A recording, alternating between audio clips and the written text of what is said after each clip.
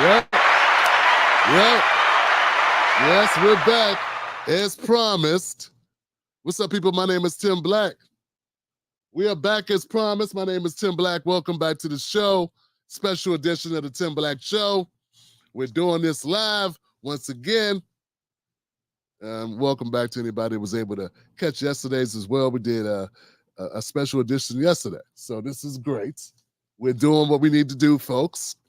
So I want to say what's up to my people on Facebook, YouTube, and on Twitter for being here. Thank you so much. I know I saw some kitty in the house. I got some people that are tuning in. Regina Lowery, Buck Bewley, always moderating. Give it up for Buck, my brother. That's right.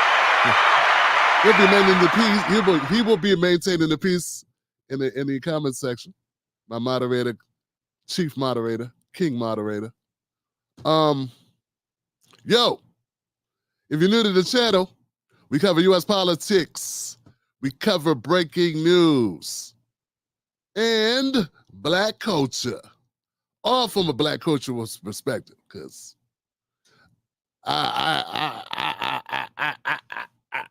let me stop. I'm already starting to mess with people doing my D.L. Hughley impersonation. So what we're going to do today, guys, is we're going to unpack the Donald Trump press conference / speech that he gave in New Jersey, which focused on economics and inflation.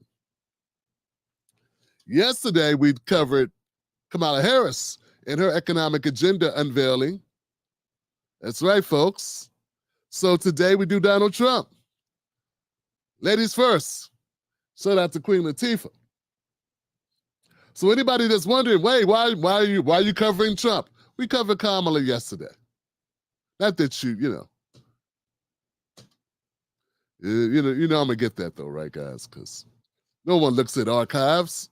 No one looks to see what you did before. They just know what you're doing today. They go, "Hey, what's going on?" So that's why don't try to please people, man, like that. Just let them think what they want to think.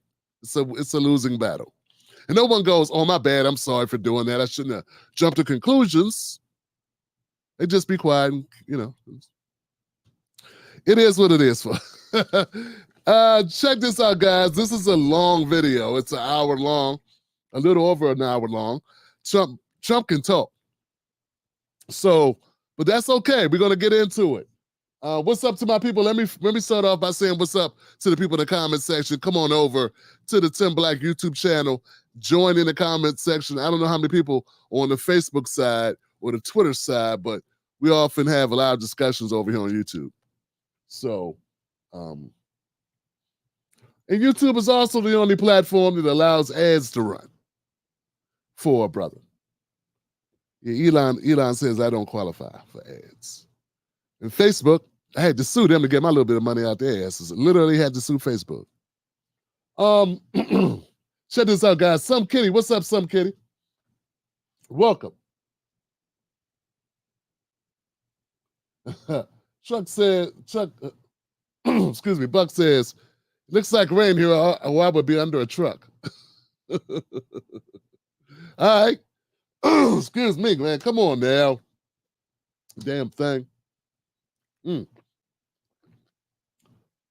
that Volvo? Volvo to love. Okay, I'll take that. The one and only Regina up in here. Hi, peeps. The amazing Some Kitty.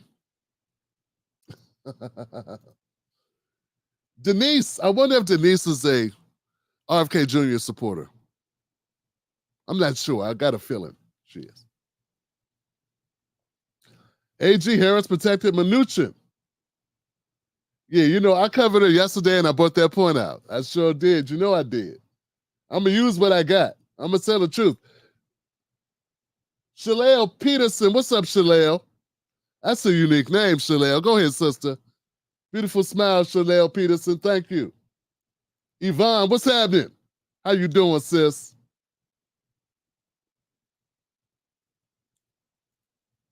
Lana Dale up in here. How are you, Lana Dale? Long-time viewer, long-time viewer to show up on Facebook. What's up, Lana? What's happening? Good to see ya.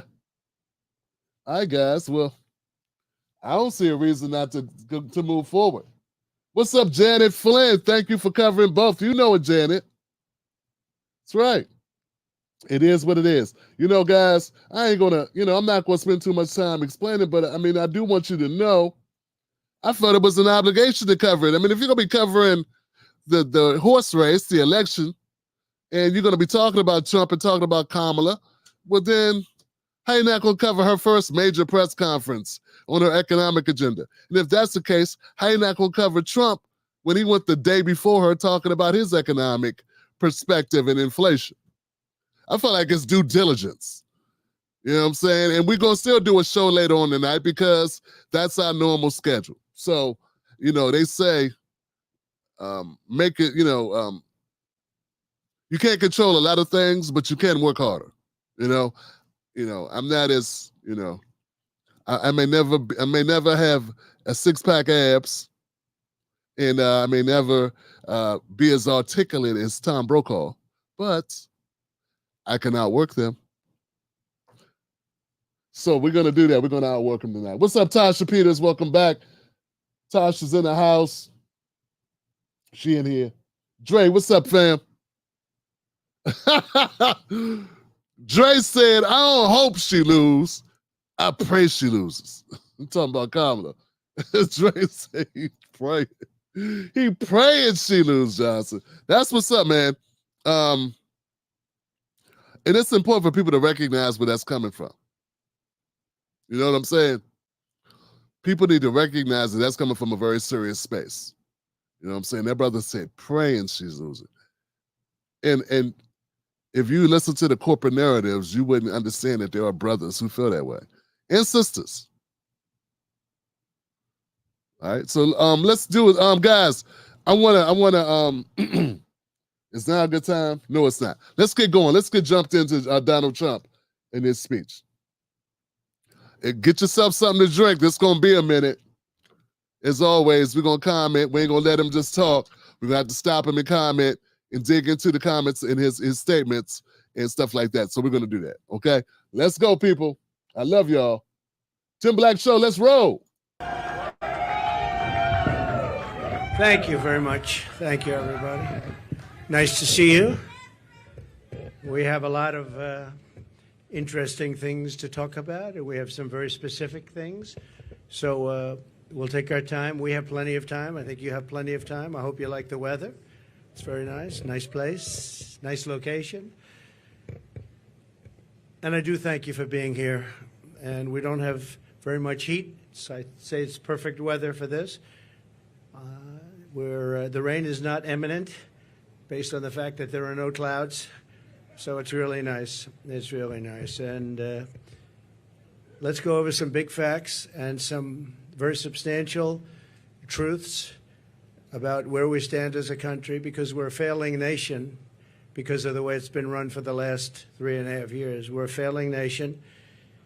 People are coming into our country by the millions and millions and millions. We have no idea who they are, where they come from. But we're also a failing economy.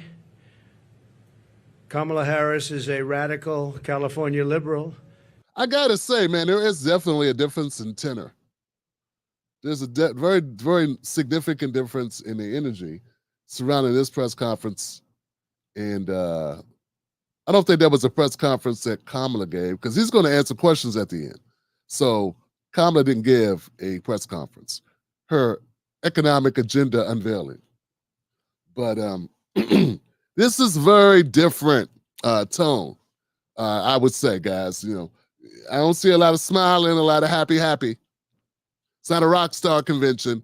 He's talking about the money, and I'm talking about the country, and it's a very somber, I would say. And you're going to notice Donald Trump is going to stay on script. And I watched a large portion of this. He stayed on script a lot more than I've ever seen Donald Trump stay on script. I mean, he's going to be looking down, reading a whole lot today. So keep that in mind. Who broke the economy, broke the border, and broke the world, frankly. Very destructive to the entire world, because as we go, oftentimes the world goes. She destroys everything she touches, and if she wins, your finances and your country will never recover. You're never going to recover. A radical left person wants to put price controls all over the place, which will end up driving up your prices, not down your prices. Harris has just declared that tackling inflation will be a day one priority for her. It's going to be day one. But day one, really, for Kamala was 3.5 years ago. Where has she been? And why hasn't she done it? Why hasn't she done it? I hear her complaining all the time. She was the border czar, but she didn't do anything. It's the worst border czar in history. There's never been a border czar so bad. She's been. You know, I do think it's significant that Kamala Harris is actually in office and has been in office for 3.5 years. And she gave her speech yesterday, and she talked a lot about things that were needed help in this country. And I'm looking at her like, you're supposed to do that. You're complaining about an economy that you've had for 3.5 years. You can't say, you know, when people come into office, they're running and they're blaming the former president. You're the former president. We're vice president. And let's face it, I mean, Joe Biden, they're not saying why he had to step down, but really? He wasn't altogether there. And that's what most Americans think. Most Americans feel like Joe Biden was not really running the country. So I know we hear a lot of corporate media, and if you watch CNN or MSNBC or any of the big corporate liberal cable news networks, they lean mostly liberal. You got to admit, they kind of gloss over this. You know what I'm saying? She is the incumbent. She's a part of the incumbent administration. And when you complain about the state of America, or you say, you know, we need to fix this and fix that, you're kind of talking about yourself, because you did that. So I think Trump has an advantage in that aspect. Now, how well he can capitalize remains to be seen. And unbelievable in terms of her badness to some of our allies, some of our great allies. You know who I'm talking about. Here is the record of economic calamity that Kamala is desperate for voters to ignore. She cast the tie-breaking votes that caused record inflation. She cast the votes. She's trying to blame Biden, as you know. So it was Biden, but I'm going to do a better job. But it was her. And if she wants to do a better job, she's still got 5 months left, right? But she can't do a better job because she doesn't know how to. And she's of a place in life where she wouldn't know what a better job is. Going to destroy our country. And as a result of Kamala's inflation price hikes, they've cost a typical household a total of $28,000. These are numbers coming from government. They're not coming from me. $28,000 she's cost the typical household. Kamala's inflation nightmare continues to cost the average American family $1,100 every single month, $1,100. Again, government numbers. You're paying $148 more a month on food. It's every month. Average family, because Kamala and her ideas, and Joe Biden too, I mention him, but he's sort of gonzo. It all started with the debate. I should have been a little bit easy. Somebody said, your debate performance was horrible. I said, why? Because you forced him out of government. But I believe she'll be just as bad. I believe she's maybe in many ways going to be worse, because he wasn't really a radical left, but she is. She's real. He wasn't real. So I think she's going to be, in many ways, easier to beat than Joe Biden. What they did to him was disgraceful, by the way, and it really is a threat to democracy. It was a coup by people that wanted him out, and they didn't do not the way they're supposed to do it. $129 more on energy and $241 more. This is all per month on rent. So you have that. You know what, guys? Hold up real quick, guys. Something else. Now, I don't watch that many corporate media talking heads, but I got to say, when it comes to independent voters, I think that Donald Trump has an advantage, because not all independent voters felt that Joe Biden should have been removed. There's going to be some independents that preferred Joe Biden for stability, for knowing his track record. The people that put him in office to begin with. I mean, Joe Biden, defeated Trump. So they removed, I don't know how you want to put Joe Biden's leaving. I say they removed him, okay? I'm saying they pressured him to get out. And I don't know. We got Trump very masterfully using that as leverage against Kamala. He's saying, you got him out, and that was wrong the way you did that. He's gonna, and I know people are gonna say, Tim, he don't mean that, he's not being sincere, all this stuff. I understand. I'm not talking about someone's heart and feelings.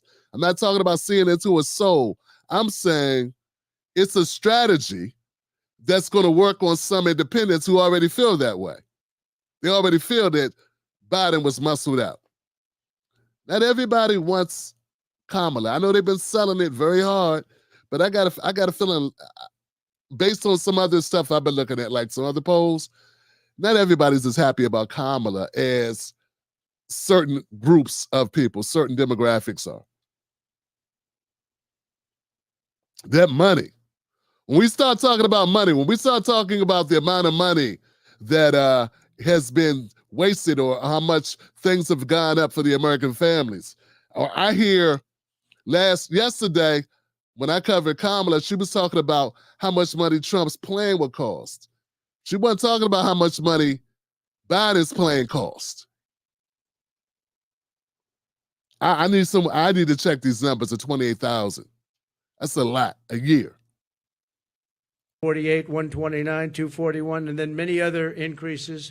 You add it all up, it's thousands and thousands of dollars that she and he have cost people. The cost of a typical monthly mortgage has doubled since I left office, and that number was about 3 months old from government, and now it's tripled. We had mortgage rates at around 2%, close to 2%, and they're now at 10%, and you can't get a mortgage. So that means it's a lot higher than 10%. I guess it is whatever they want to give over the money, and that's a lot more than 10%. So when you think about double, they've actually quadrupled or more than that. Think of that, quadrupled, which really kills the American dream for young people. Young people are being devastated by what they've done to our country. Grocery prices have skyrocketed. Cereals are up 26%. Bread is up 24%. Butter is up 37%. Baby formula is up 30%. Flour is up 38%. And eggs are up 46%. And many items are up at much higher rates than that. Now Kamala is reportedly proposing communist price controls. She wants price controls. And if they worked, I'd go along with it too, but they don't work. They actually have the exact opposite impact and effect. But it leads to food shortages, rationing, hunger, dramatically more inflation. Their Inflation Reduction Act, by the way, was a disaster. It's what caused the inflation. Their Inflation Reduction Act was a con job. They actually admitted that it wasn't really for inflation that they did it. They don't know why they did it, but they named it the Inflation Reduction Act, which was a very nice name. Got approved based on that. Unfortunately, people didn't understand it. I understood it. I said that's going to cause tremendous inflation, and it did, among other things like energy. She's running on the Maduro plan. We call it the Maduro plan, like something straight out of Venezuela or the Soviet Union. This announcement is an admission that her economic policies have totally failed and caused really a catastrophe for our country. And beyond that, a catastrophe. Look, guys, I told people, I said, I called this, I called this a week ago. I said, Donald Trump is going to use, he's going to glue Kamala Harris to Joe Biden. He's going to glue Kamala Harris to Joe Biden and say, okay, you want to push this guy out? Now you're Joe Biden. Now everything that he did wrong, every failure, anything I would hit him on, now I'm hitting you on it. Because that's the thing to do. She has no record, right? She hasn't governed at a federal level before. So now you just attach her to Joe Biden, and now she's got to answer for Joe Biden. Tough place to be in when you're the vice president. You don't really make the decisions, but now you have to answer for his failures. And you have to admit their failures, because if you don't admit that there were problems, what's the point? Now you're saying we're going to continue what we had, and saying that people are happy, and saying that our economy's never been better. That's not working when the average American, 50% of Americans can't afford a $500 emergency or something crazy like that. Come on, guys. Catastrophe in the world. A little bit unrelated, but not totally unrelated. We have wars breaking out in the Middle East. We have the horrible war going on with Ukraine and Russia. All these things would have never happened if I was president. Would have never, ever happened. And they didn't happen. Since Harris took office, car insurance is up 55%, and they just announced it's going to be substantially higher than that within the next week. They expect big increases in car insurance. It's out of control, and insurance generally. Thanks to Kamala's war on American energy, electricity prices are up 32%. Gasoline prices are up 50% and going higher. Meanwhile, real incomes are down by over $2,000 a year. So the incomes for people are down $2,000 on average a year, government numbers. The typical American has seen a 4% pay cut under Kamala and Biden. Crooked Joe Biden. Credit card debt has exploded by 50% under Harris to a record high. It's now at a record high. It's never been anywhere close. Since March, and by the way, people are going to have to start paying that, and it's not going to be a pretty sight for the next period of time. It could be a substantial time. Since March of 2022, the average middle-class household has lost $33,000 in wealth. How about that? $33,000. That's average. In July alone, 350,000 people were added to the unemployment rolls. It's a lot of people. 350,000 people added to the unemployment rolls. And think of that. That's in 1 month. That's in July. Virtually 100% of the net job creation in the last year has gone to migrants. You know that? Most of the job creation has gone to migrants. In fact, I've heard that substantially more than beyond the number of 100%. It's a much higher number than that. But that's kind of confusing what he's saying there. I'm trying to understand how the hell more than 100% of the job creation went to migrants.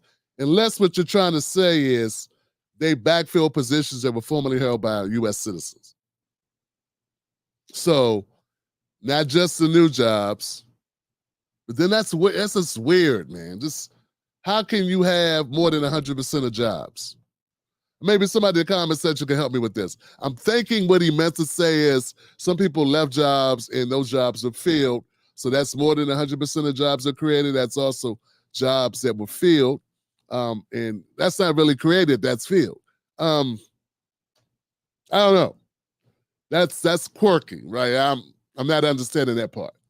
It's kind of hinky. All right. The government hasn't caught up with that yet, but virtually right now, as of the time they did this, virtually 100% of the net job creation in the last year has gone to migrants.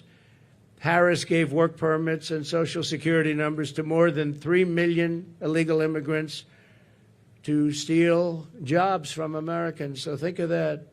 And, you know, they're having a lot of problems with Social Security. I'm going to be the one to save Social Security, but they're having a lot of problems with Social Security because under their system of putting all of these people into it, it's going to blow up and fail. If she's elected, Social Security will fail. It'll be a blow up like you've never seen before. It'll be a bankruptcy of the entire system, probably the nation itself. You don't have to imagine what a Kamala Harris presidency would be because you're living through that nightmare right now, and it is a nightmare. It's a nightmare. And you're going to stop inflation, but we're going to have a crash, and we're going to have a crash like a 1929 crash if she gets in. You saw a gentleman yesterday who got up, one of the top analysts in the world, frankly, and said that if Trump isn't elected, he predicts, and he's predicting you'll have a stock market crash like 1929. He also said the only time and the only reason the stock market has gone up, even though it had some bad moments recently. But I think we'll take a substantial lead. You saw the polls come out today. We're leading in most of the polls, but you'll have a. I have a lot of friends over there. So I don't think they're reporters, however, are they? This was supposed to be for reporters. Thank you very much.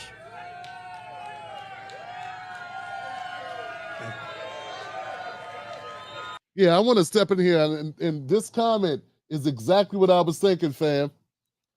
Jehovah Sugar says, doom and gloom politics. Yo, got a wolf pack. It's all right. Join the 10 Black Wolf Pack, Sugar. I think it's important distinction between the campaigns. This election will be the battle between optimism and fear. Optimism and fear will be the deciding factor, will be what they're leaning into. If you could summarize what and boil it down to one word, that's the word I would come up with.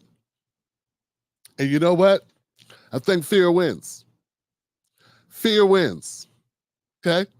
Being, if you're someone who does any marketing, fear wins. Like blood leads when it comes to journalism, fear wins. People move away from what's more fearful, then they move towards what's going to make them feel good. Thank you very much. When I left office, I handed Kamala and crooked Joe Biden a surging economy with no inflation. The 30-year mortgage rate was around 2%. Gasoline had reached $1.87 a gallon. We actually had many months where it was lower than that, but we hit 187, which was a perfect place, an absolutely beautiful number. Real income surged by more than $4,200 a year when I was president. Harris and Biden blew it all up. If Kamala wins the election, the worst is yet to come. You'll have a real problem in the future because people don't respect her in the world. People don't respect her in the economy. Economists are laughing. They can't even believe this is happening to our country. And she wants to change a free enterprise type country into a communist type country. That's what she knows.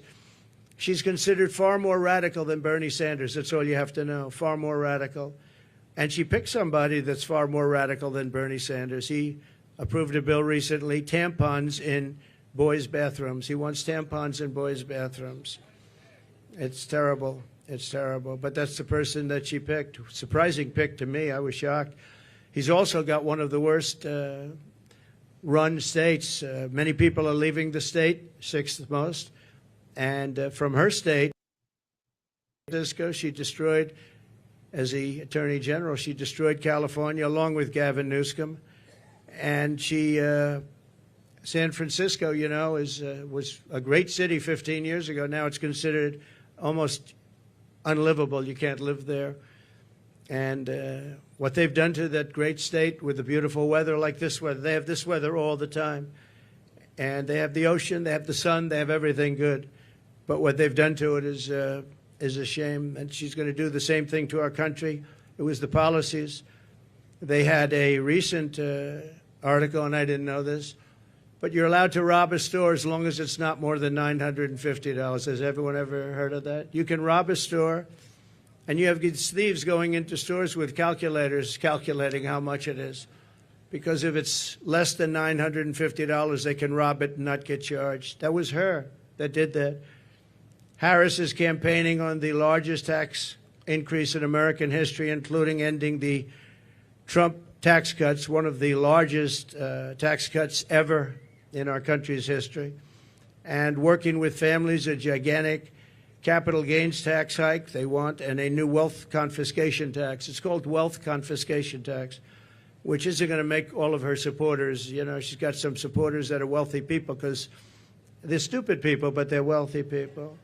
She said that a 70 to 80% tax rate is, quote, a bold idea that should be discussed and studied. 70 to 80%. She co-sponsored legislation to abolish very popular private health insurance, which 150 Americans rely on, dumping everyone onto inferior socialist government-run healthcare systems with rationing and deadly wait times while massively raising your taxes. She wants to take away your private health care. There are many people. Okay, so sorry guys. Gosh. 2 fact checks, right? So I'm doing CNN job, right? Or whatever. In California, Proposition 47, passed in 2014, reclassified nonviolent offenses, certain, including theft, misdemeanors if the value of the stolen item does not exceed $950. That means that thefts involving property valued at $950 or less are generally considered misdemeanors rather than felonies. This doesn't mean they won't be arrested if the stolen items exceed $950. Police can still arrest individuals for theft even if the value of the item is under $950. They're usually charged with misdemeanors, though. In cases of repeated offenses or aggravated factors, even thefts under $950 could face harsher consequences. So you might get arrested, you might not, depending on what they want to do. But if you do, it's just a misdemeanor. Just people in this country who spend a lot of money on private health care. It's the best health care in the world, by the way. But they want to do it. They worked hard to make money, and they want to do it. Under her, you're not going to have private health care plans anymore. And you can be a wealthy person or a middle-income person, and you want to spend on a really good plan, better than a government plan could be, far better. And you're not going to be allowed. You're all going to be thrown into a communist system. It's a communist system. You're going to be thrown into a system where everybody gets health care. You wait for your doctor like 10 months, 12 months, 11 months. You got to see some of these plans, how they work in other countries. That's kind of crazy, though. But I thought that we were talking about a public option. I don't know what Kamala Harris's medical, I guess what Trump is doing is he's pinning her down on policies that she had in 2019. And since she hasn't put out any new policies, I guess that's fair to do because we're going to assume that you're still the person you were 5 years ago when your ideology, right? So I don't know if she is or not, but he's pinning her to Medicare for all. And yeah, that's what happens when you don't come out and have policies. Disgraceful. So private health care is gone. She wants it out. Now, she could change on that, and she might change on that. She's changed on everything, but I said, why are you changing? I actually was asking somebody that knows her, why is she changing? She had these policies and ideas for years and years and years and very solid on them. All you have to do is go back and look at your tapes, which many have been discarded because they don't want, discarded by the fake news, because they don't want people to see what she said just a year ago and 2 years ago. I've never seen anything like it. Even my statement on waiters, waitresses, caddies, a lot of great people, people that drive cars, no tax on tips. All of a sudden, out of the blue, she comes out. That was months ago I said that. And she came out and she said, no tax on tips. She could have at least said, you know, President Trump had some great ideas, but one of the ideas was no tax on tips. I think it would have been nice, and people would have accepted that. But she just came out like it was hers, and she never had. In fact, just the opposite. The IRS is all set up to really go after people that make tips. And they passed legislation and signed executive orders making it really hard on waiters, waitresses, and that was very recently. That was just before I made the proposal. They were really going after people. So they're lying when they say that, this is what they want to do, because their legislation, which everyone knows, and their executive orders were extremely tough. They also put 88,000 new IRS agents in that can go and harass everybody. She wants to close dozens of existing power plants, causing rollbacks of power in our country. You're going to have brownouts, blackouts, the likes of which you've never seen, and plunging millions and millions of people into poverty. That's going to put them into poverty, and they're not going to have heat. They're not going to have air conditioning. She wants to close dozens of existing power plants. So maybe she'll change that too. But she's got a lot to change. Almost everything she's ever said, she's got to change. Nobody's ever seen, and that's why we're here. Nobody's ever seen anything like it. She wants to abolish coal, oil, and natural gas, 84% of U.S. energy supply. And it's the coal and the natural gas, clean coal, I call it, and oil, natural gas that create electricity.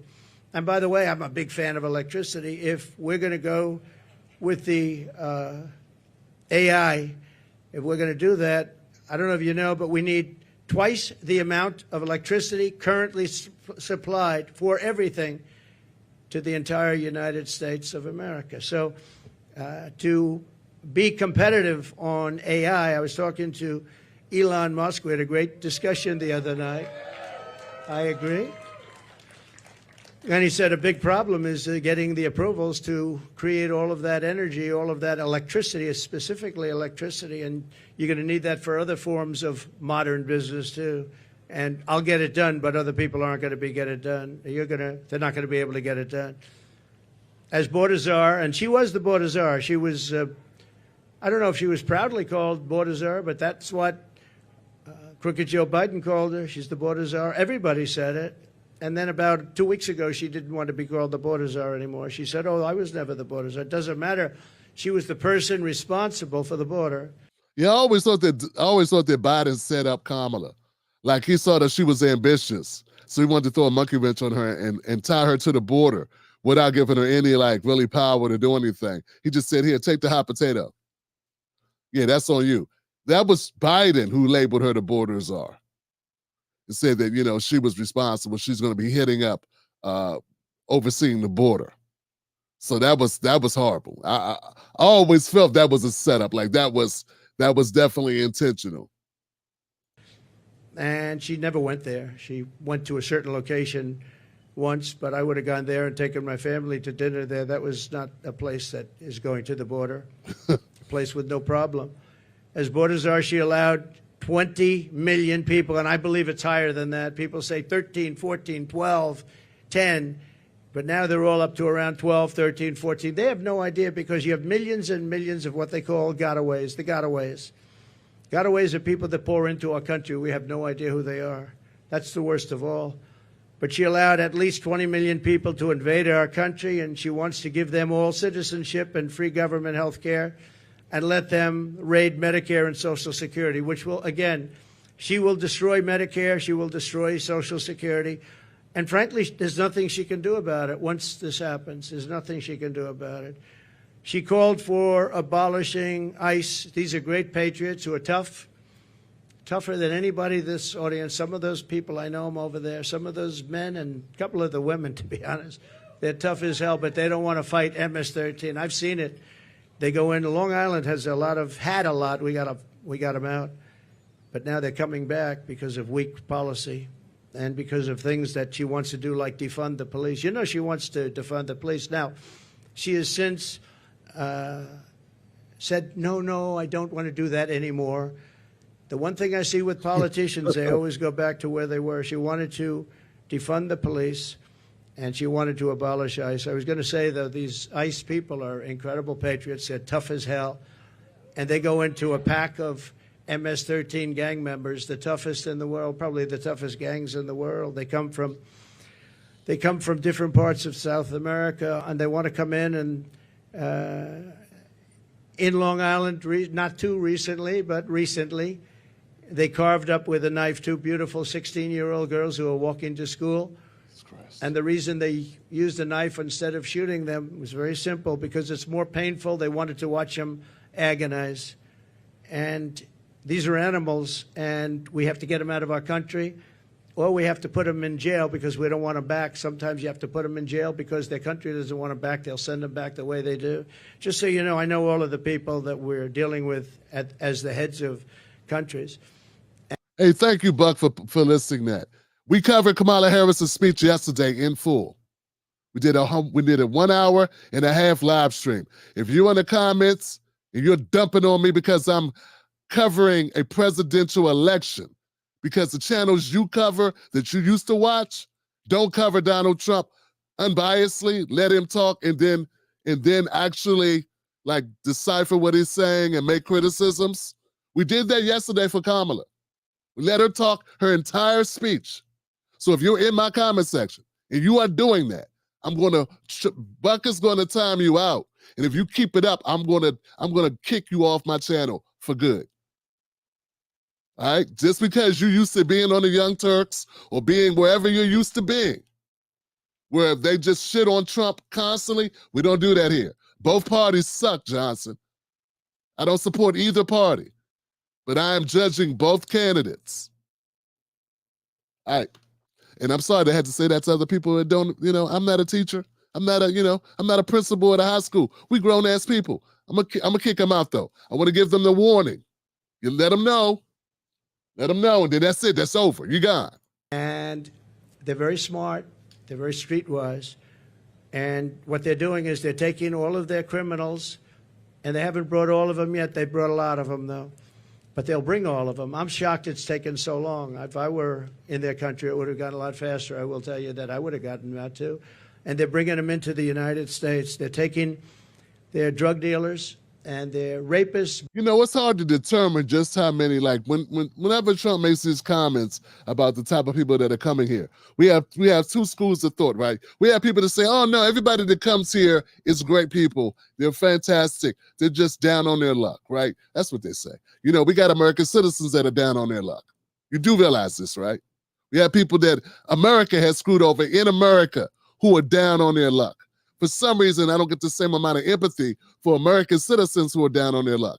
Black Americans make up 40% of the homeless population. I don't hear you going, oh, we need to house all these people that are American citizens that have been paying taxes for generations in this country.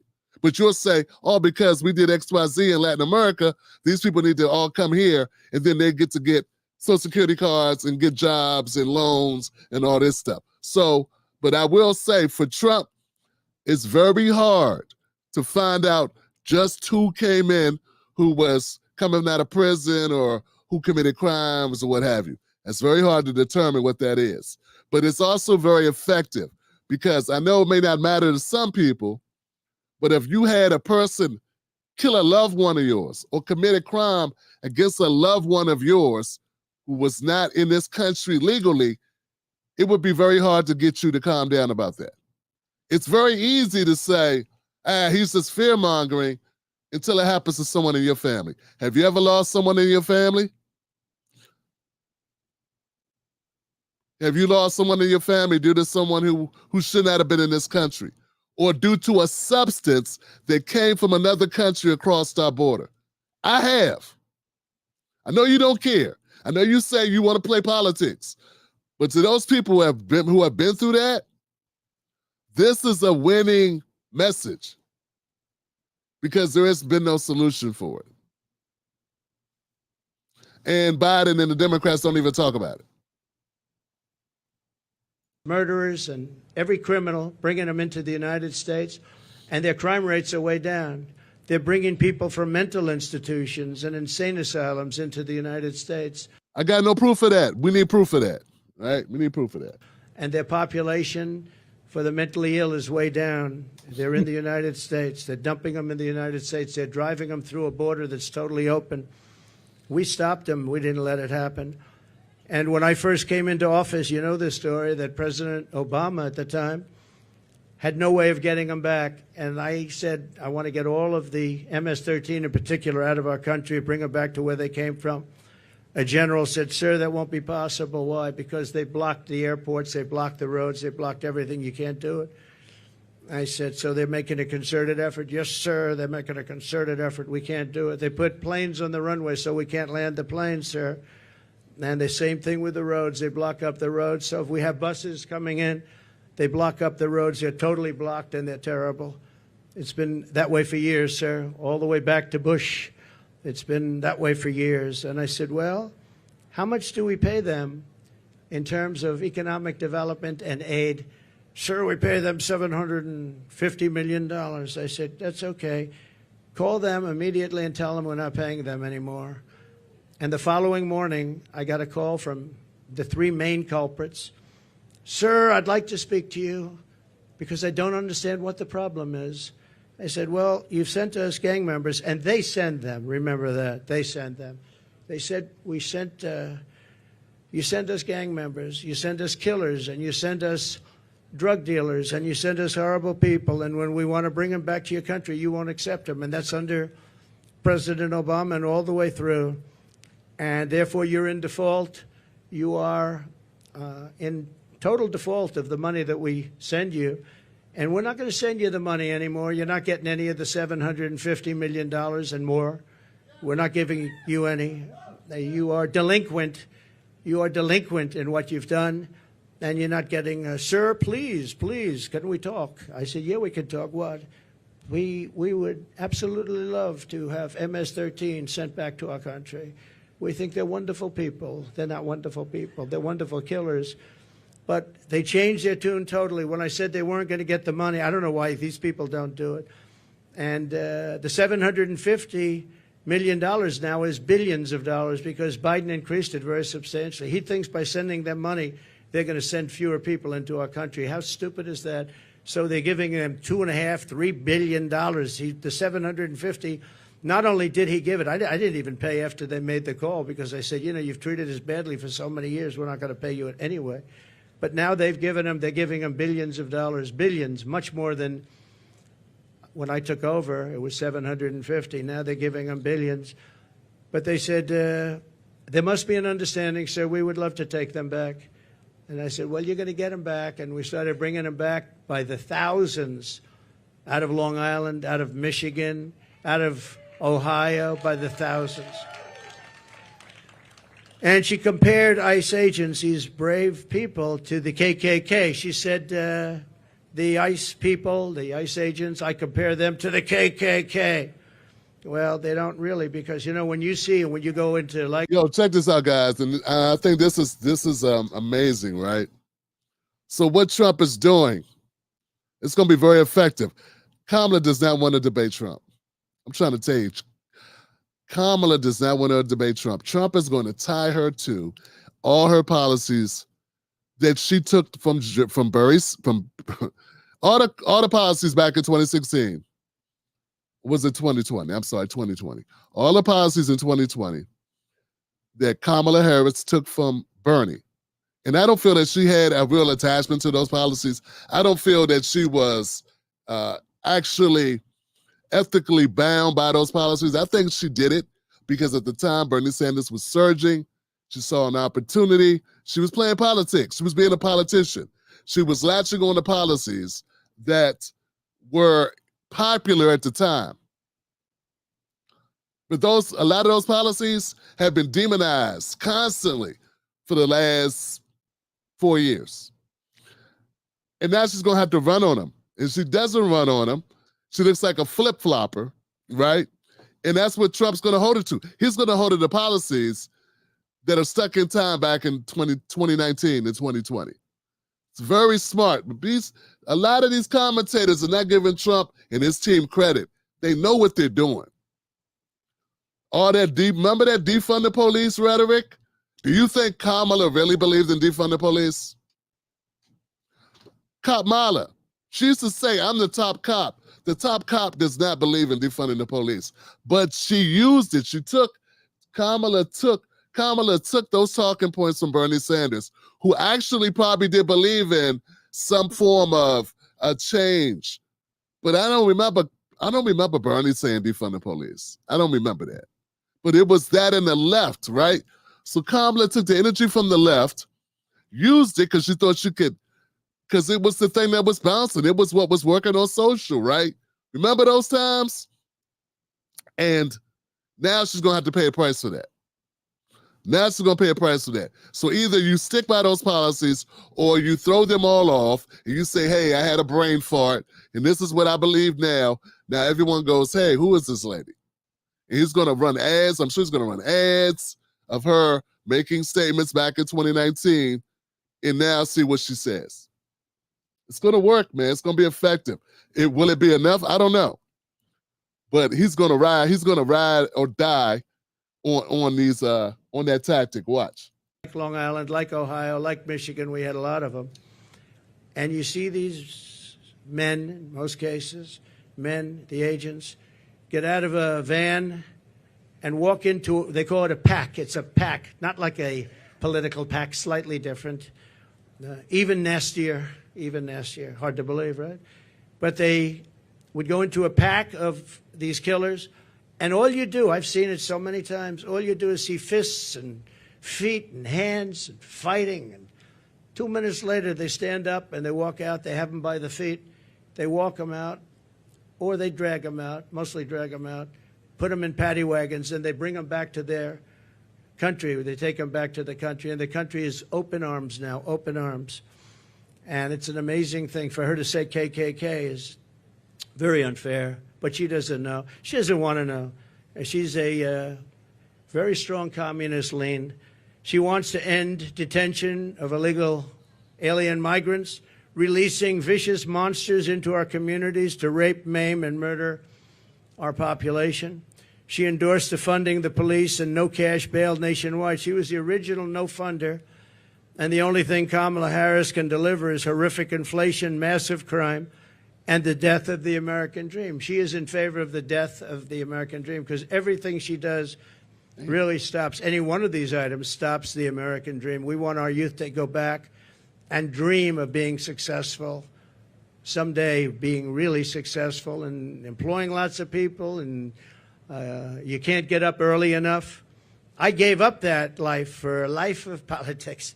I gave up all of these beautiful places that I have all over the world for a life of being abused by the fake news media. And yet I would do it again. Somebody asked me the other day, would you do it again? I said, absolutely. Why would you do it? Why would you put yourself through? They go after you. They weaponize government. You have to deal with crooked judges that are after you and crooked prosecutors. And the New York court system is vicious and totally biased and, frankly, totally crooked. Why would you put yourself through? I said, because we're going to make America great again. That's what we're going to do. Was it for power, Trump? Was it to become the most powerful man in the world, some say? Trump had been talking about running for office. There have been rumors of him running for office since like the 90s. So, yeah, he may not have ran until like, didn't he do something with the Independent Party back in like 2006 or something he did that didn't work out? I forget, it was a new party or something in New York. Excuse me. What I'm saying is, I don't know if I buy this, the great benefactor role, but I think some people will buy it. Some people will say, why would you want to get involved in politics? And a lot of Trump supporters, a lot of MAGA, do believe that Trump did this for good reasons. And I think liberal media, and I think a lot of Democrats are painting him as doing it for his own self-gratification. And I think that's stuck to him from that side of the ball. But I don't know if Trump's trying to get Democrats to become Republicans. I don't think he is. And I don't think, you know what I'm saying? So I don't think he cares. I mean, I don't think that hurts him. But those people that believe that will never vote for him anyway, right? That's my point. And it's very important. So when I win, I will immediately bring prices down starting on day one. We will end Kamala's war on American energy, and we will drill, baby, drill. We're going to drill, baby, drill. That's going to bring down prices of everything because energy brought it up. When they went away from my policy, they quickly went back to it, but by that time it was too late. They lost control. But they've gone back to it, and if they win the day after the victory, they'll stop with all the drilling. But they went back to it because prices were going through the roof. They were going really bad, and that's what caused our inflation, and that's what destroyed the lives of many Americans. We're going to reduce energy and electricity prices. I will, by at least half within a 12-month period. We'll be able to reduce prices between regulation and having a tremendous supply, which we have. I always say we have more liquid gold under our feet, more than any other nation anywhere in the world, including Saudi Arabia and including Russia.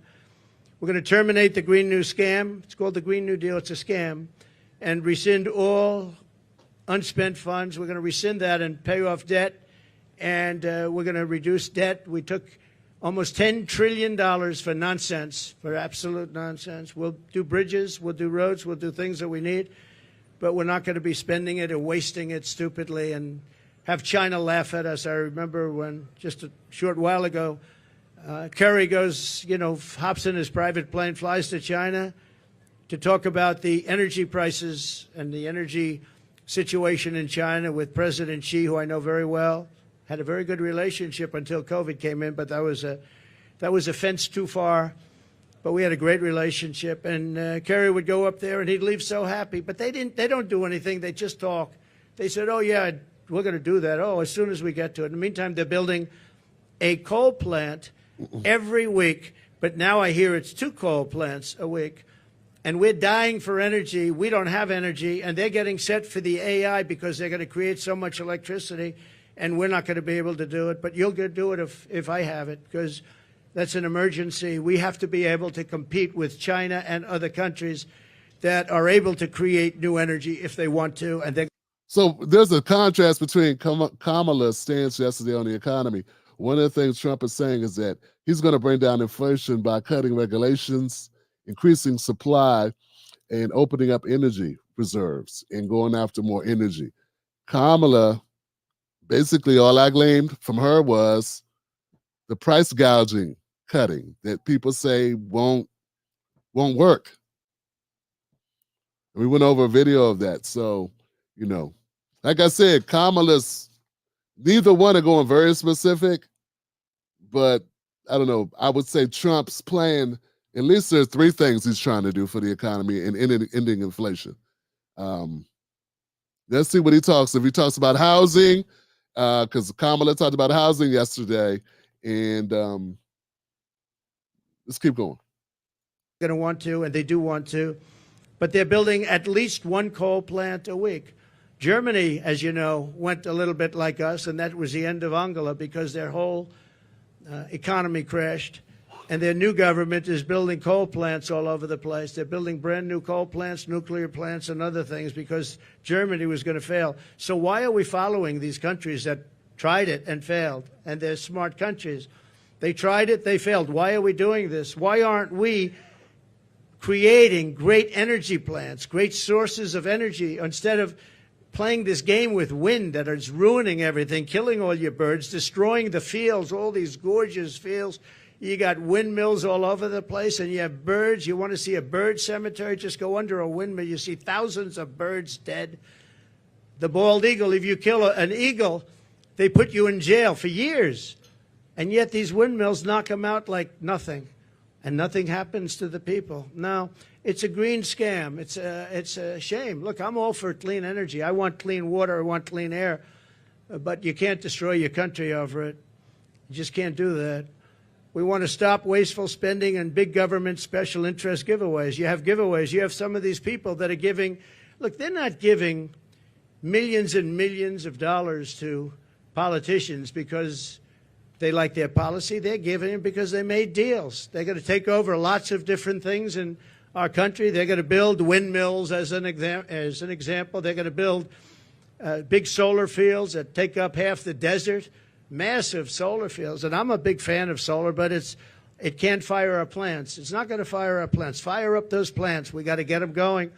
And the only thing that can do that is fossil fuel right now. And the only thing that can make electricity, which we all want, is right now fossil fuel and nuclear. And nuclear has its place, a very big place in our country, very big place. China is going with nuclear. France has been going with nuclear for many years.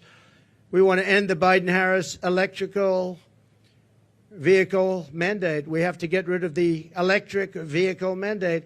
And look, Elon endorsed me strongly, most powerful endorsement. He said it 3 or 4 times the other night during our little chat, but a chat that was very well listened to and attended. We know that, right? It broke every single record, I think, in history. And he's a great guy. But I told him, I said, I have one problem. I'm all for the electric car, but it's a very small percentage. I think the electric car is incredible. I think what you've done is incredible. But some people are going to want gasoline-propelled cars. They're going to want hybrids. They're going to want other types of cars. And Elon, they're going to have to do that. And he understands that fully. And I think he was amazed by this electric vehicle mandate. They want it for trucks, too. If you do it for trucks, you're not going to have any. You talk about a supply chain problem. A truck going from New York to Los Angeles, if it's electric, will have to stop 6 times for long periods of time. If you have diesel fuel, it goes all the way, and you can even come a piece of the way back before you have to reload. And with diesel, the truck gets lighter because you're using up the fuel. With the electric, it stays at a heavy weight. An electric truck is 2.5 times heavier than what we would call our traditional trucks. And a man from a company said to me, sir, I've been buying trucks. For 50 years, I've been buying them, and every single year they got better and bigger and stronger and more powerful and more efficient, more fuel efficient. And now we build apartments in the truck, sir, and you would be proud to stay in those apartments. And then I say, I don't know if I would.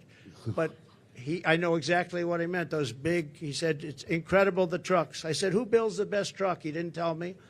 He said, they all do. You have 4 companies, 5 companies, they all do, sir. They build great ones. He said, but for 50 years, they got better. Every year, I started off with 1 truck. I said, how many trucks do you have now? 20. And how do you even fact check this stuff? He's saying stuff I never heard of before, and I don't know if it's true or not.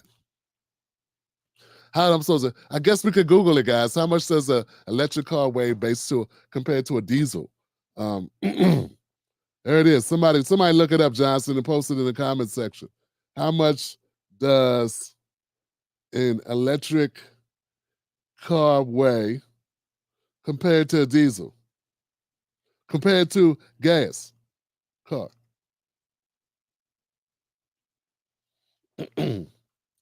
Electric cars typically weigh more than their gasoline counterparts, primarily due to the weight of the battery packs they carry. The weight differences can vary depending on the specific models.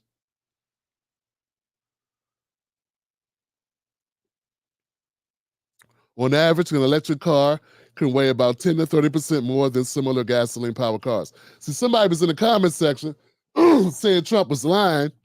They didn't even look it up. He's not lying on that. And I just looked it up. So if you're already having in your mind that everything that comes out of his mouth is a lie, you're kind of duping yourself and you're kind of duping America. You know what I'm saying? That's how effective it's been. And he does exaggerate stuff. Don't get me wrong. I don't know if he said 10 to 30%, right? But that's the thing. Exaggerating is not, it is lying, but it's not lying. You know what I'm saying? Let's keep going. 27,000. I said 27,000, and all big ones. He's the biggest. This is the biggest. He said, for 50 years I've been buying, and every single year they got better, more efficient, stronger. He said, if they make us buy electric trucks, we will go back 70 years because the truck is worse than the one we had 50 years ago. And he said, I won't partake in it. They want the truckers, the trucking industry to do that. One other thing, the truck is heavier, and the battery is much larger than the tanks. And the battery would take up about half of the payload. Think of that. But just as importantly, the battery and all that goes into electric is much heavier. The truck it weighs 2.5 times more than a normal truck fired up by diesel. And he said, if that's the case, sir, You would have to rebuild every single bridge and road in America because the weight is so enormous. It wouldn't be able to go on the bridges and all of the different weight-bearing roads in America. I said, did you explain this to the people? I mean, you know, a 5-year-old child, if he was hearing these things, it doesn't go far. It takes too much room. You don't have any room left for anything. It's almost the whole thing would be carrying a battery. Does anybody explain this to these people? We do explain it. They know it very well. At the end of the meeting, they say, we don't care. Just start making your electric truck. We're not going to do it. We're not going to do it, he said. Okay, he's not lying. Diesel trucks, being lighter, can generally carry more cargo for the same total weight limit. The increased rate of electric trucks reduces the payload capacity, the amount of cargo the truck can legally carry because of legal weight limits on public roads. So they would have to carry less cargo in order to travel on our roads. Yeah, man, I got to agree with the earlier commenter who said they just want Trump to be wrong because they hate him. So we're going to repeal all that. We're going to repeal Kamala's regulatory onslaught, saving households an estimated $5,000 a year at a minimum. The massive tax cuts and no tax on tips. We're going to make sure it gets done. She's not going to get it done. She didn't hear about it until I said it, and then she went out and she went and did it. And the other thing, no tax on Social Security. We're not going to have seniors who have been decimated by inflation pay tax on Social Security, and we'll get through it through growth. We have tremendous growth potential in this country, but not with these people running it, because all they're going to do is take away, and they want to take away your growth and your growth potential.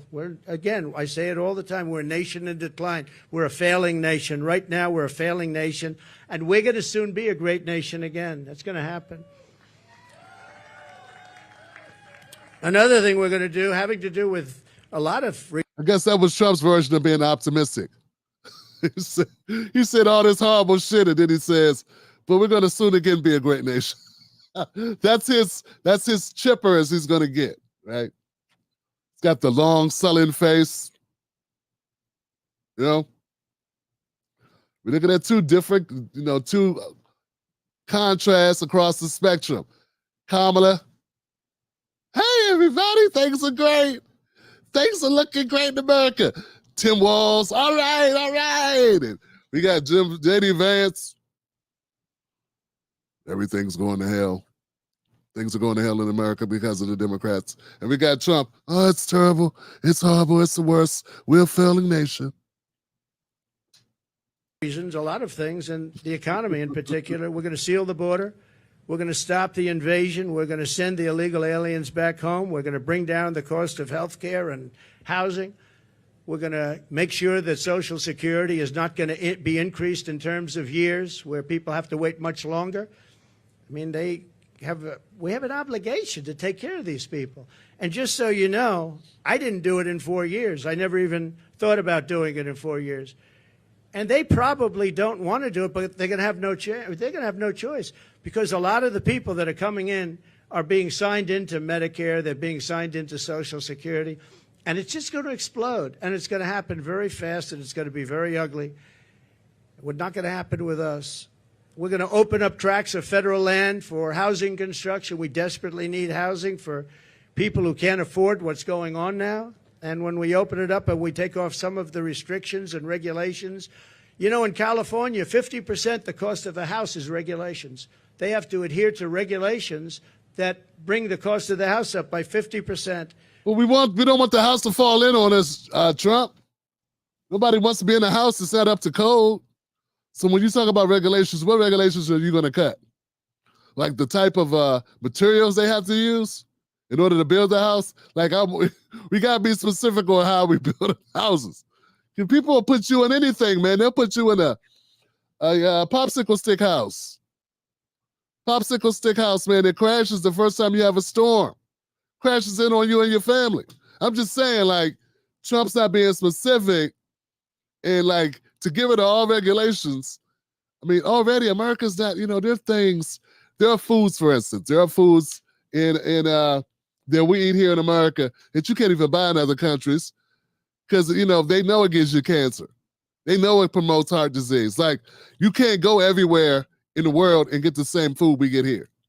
We got stuff on our shelves. It would be against the law to sell if you were in the UK or in Japan. But America's like, hey, man, gotta die from something. Corporations run America.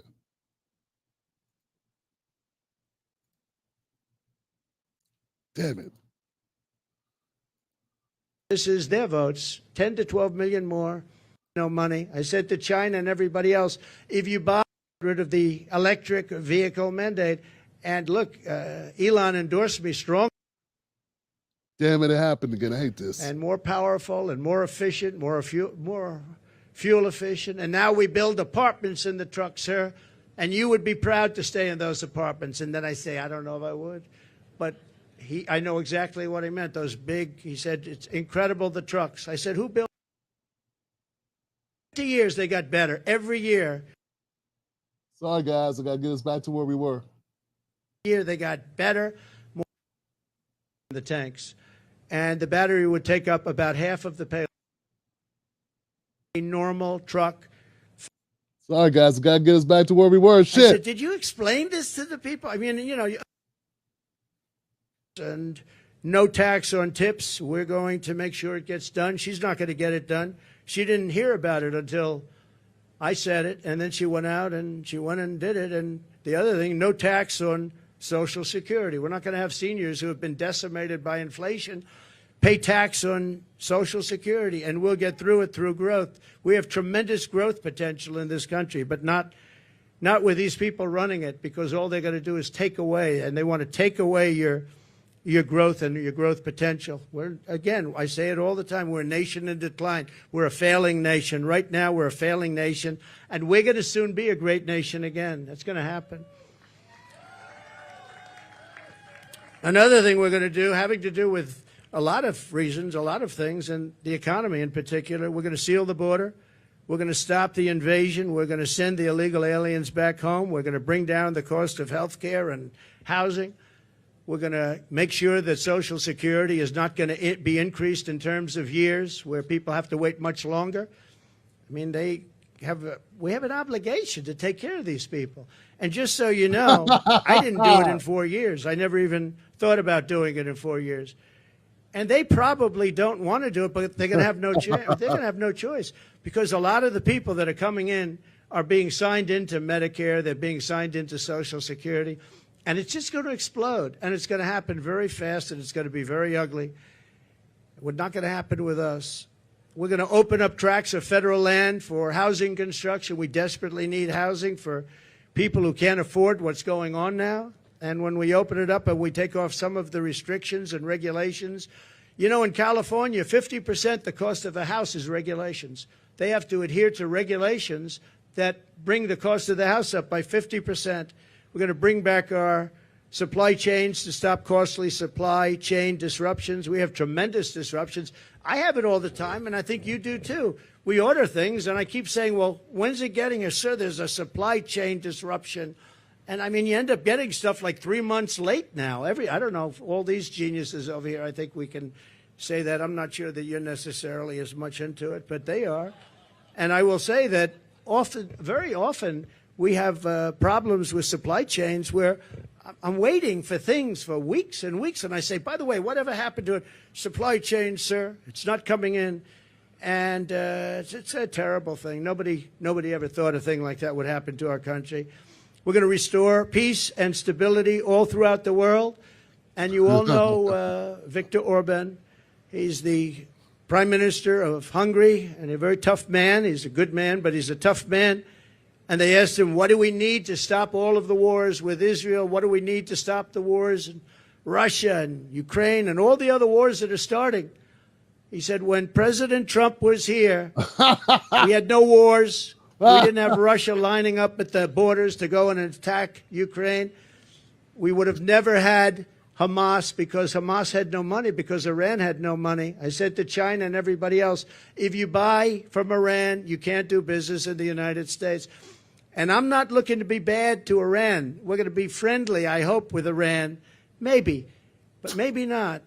But we're going to be friendly. What the hell?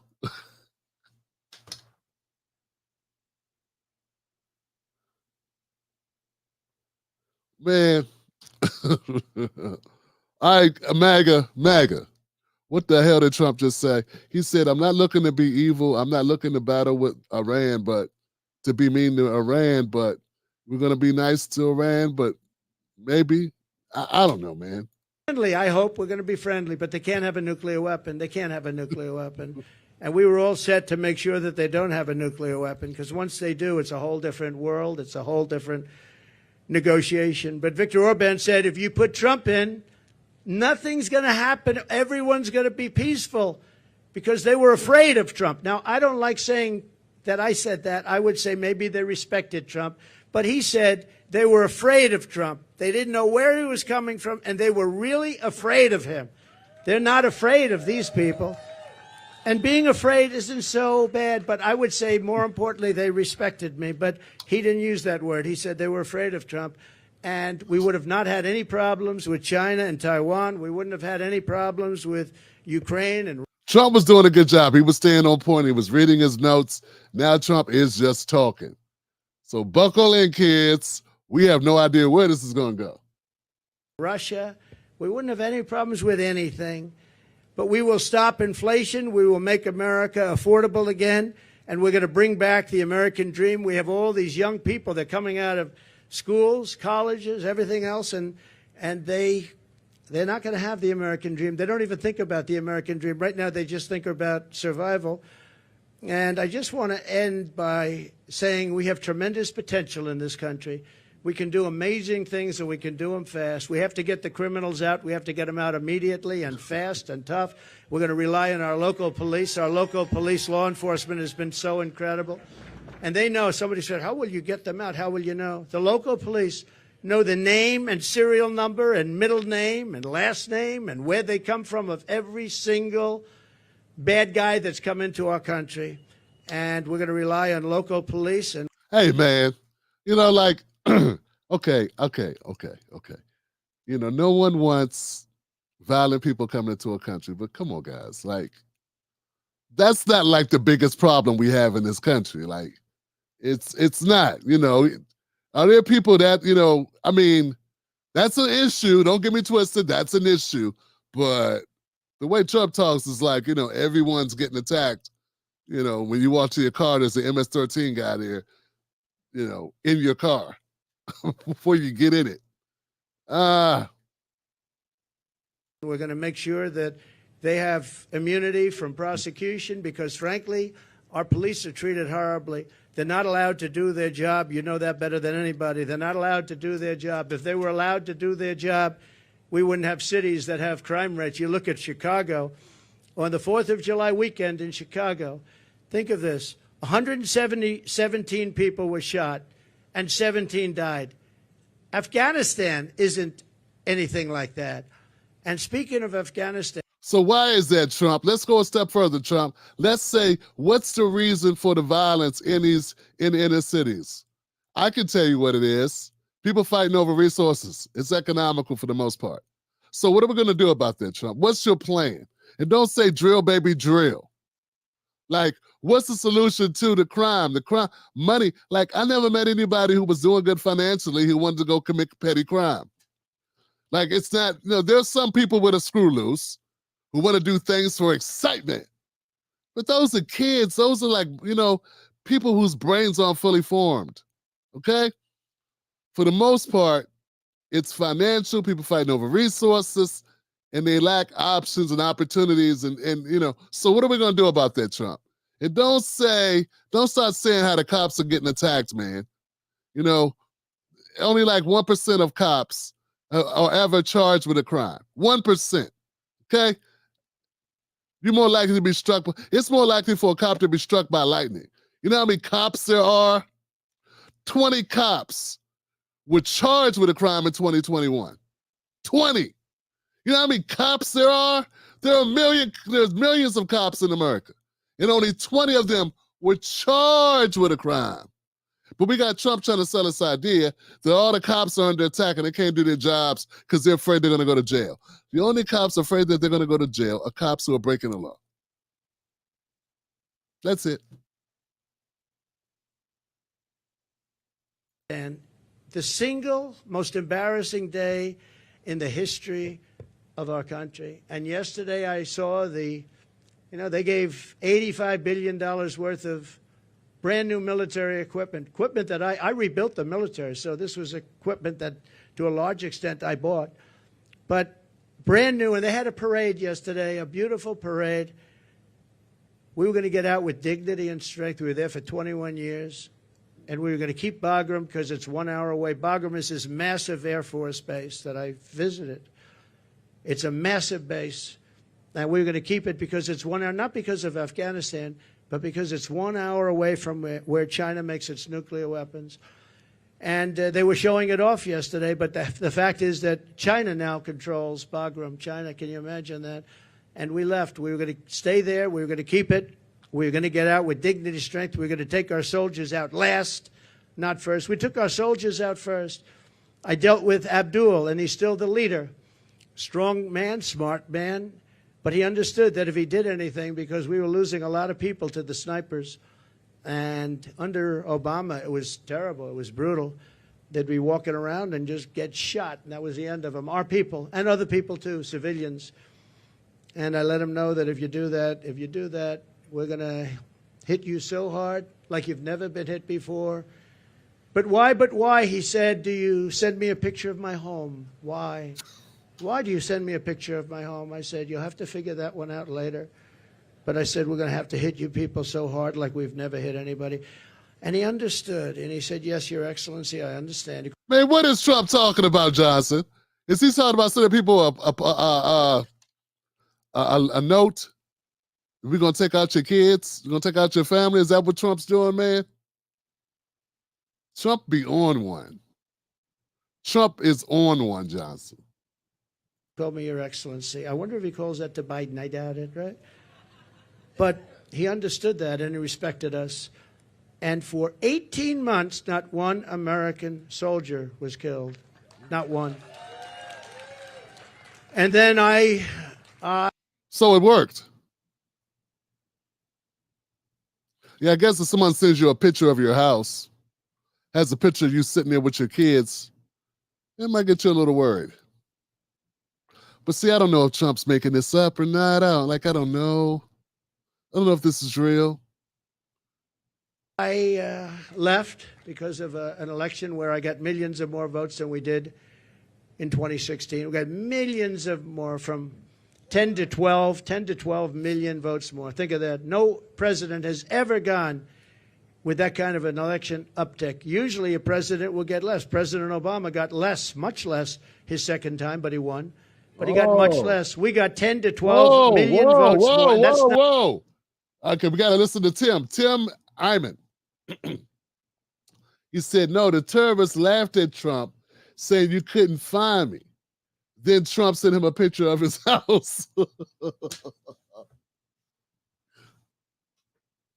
What?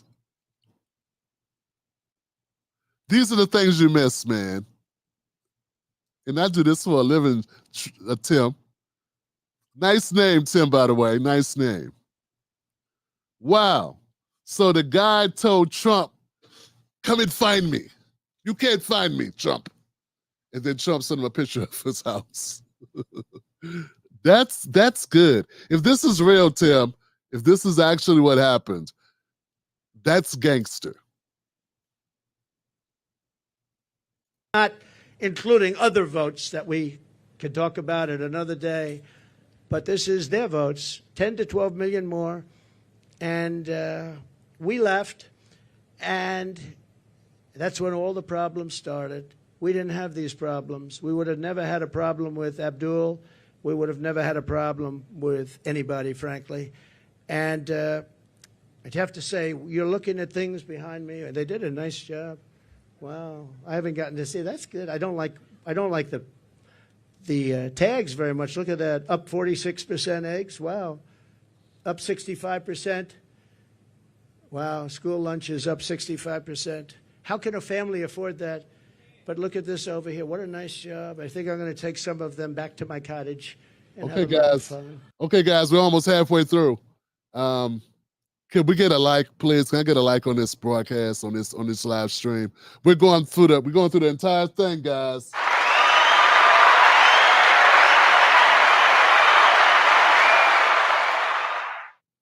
That's right. We're going through the entire broadcast of Donald Trump. He's about to go to questions, I guess, in another 10 minutes. Hit like on the comment section. Hit like on the channel, I say, for this video. Or no, like for this video. I'm sorry. Hit like for the video. Let the algorithm know. Hey man, Tim's all right. You know, he's doing fair. He covered Kamala yesterday. Today he's covering Donald Trump. He did Kamala, the entire speech, and now today he's doing Trump's entire speech. Why? Because it's only fair. And other networks don't do that. It's either they're on the Trump side or they're on the Kamala side. If they're covering Kamala all the time, they're either hating on her or they're bigging her up. They're covering Trump, they're either hating on her or bigging up. I say criticize both of them. Hold them both accountable. Criticize both sides. Because we're on the side of the people. Politicians work for us, man. We don't work for politicians. So hit the like button. Let people know that you're cool with this broadcast, that this is something different. This is the Tim Black brand.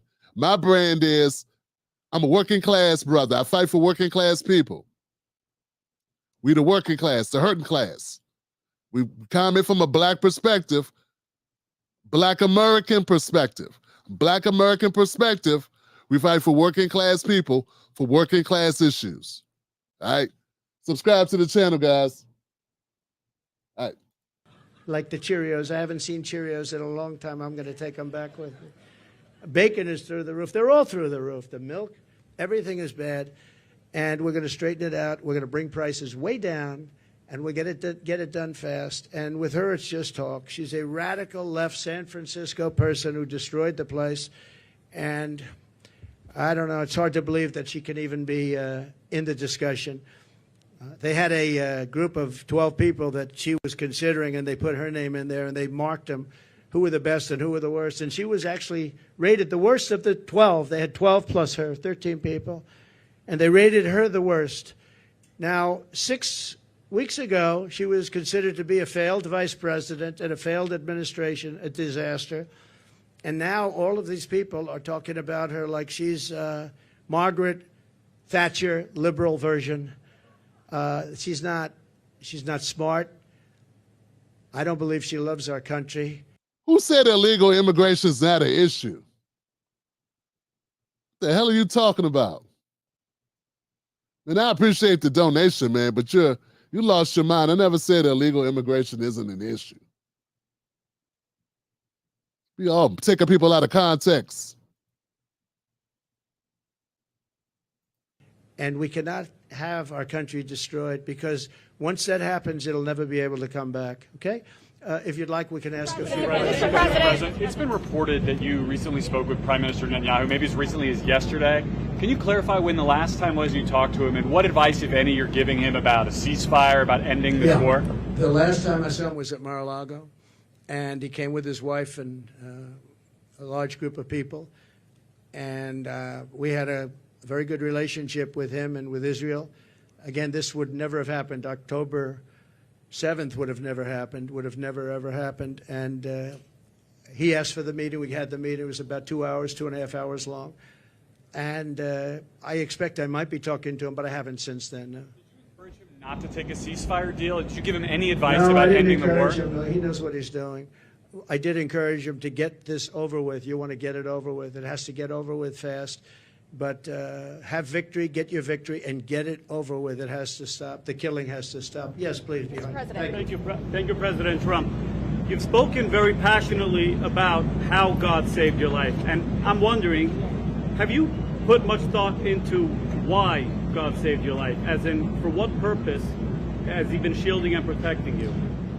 So, I don't know if you heard the question. You've spoken about God saving your life. That I've spoken passionately about it. And something happened, because that was a miracle. I never looked that way. The audience was massive, and it was in front of me. I never have that particular graph. That was a graph on, as you all know now, that it's very, I think everyone knows it very well, but it showed the great numbers on illegal immigration. It was the lowest point we've ever had. and it was one that I use less than 20% of the time. It's always at the end of the speech, not at the beginning of the speech, and it's always on the left side, not the right side.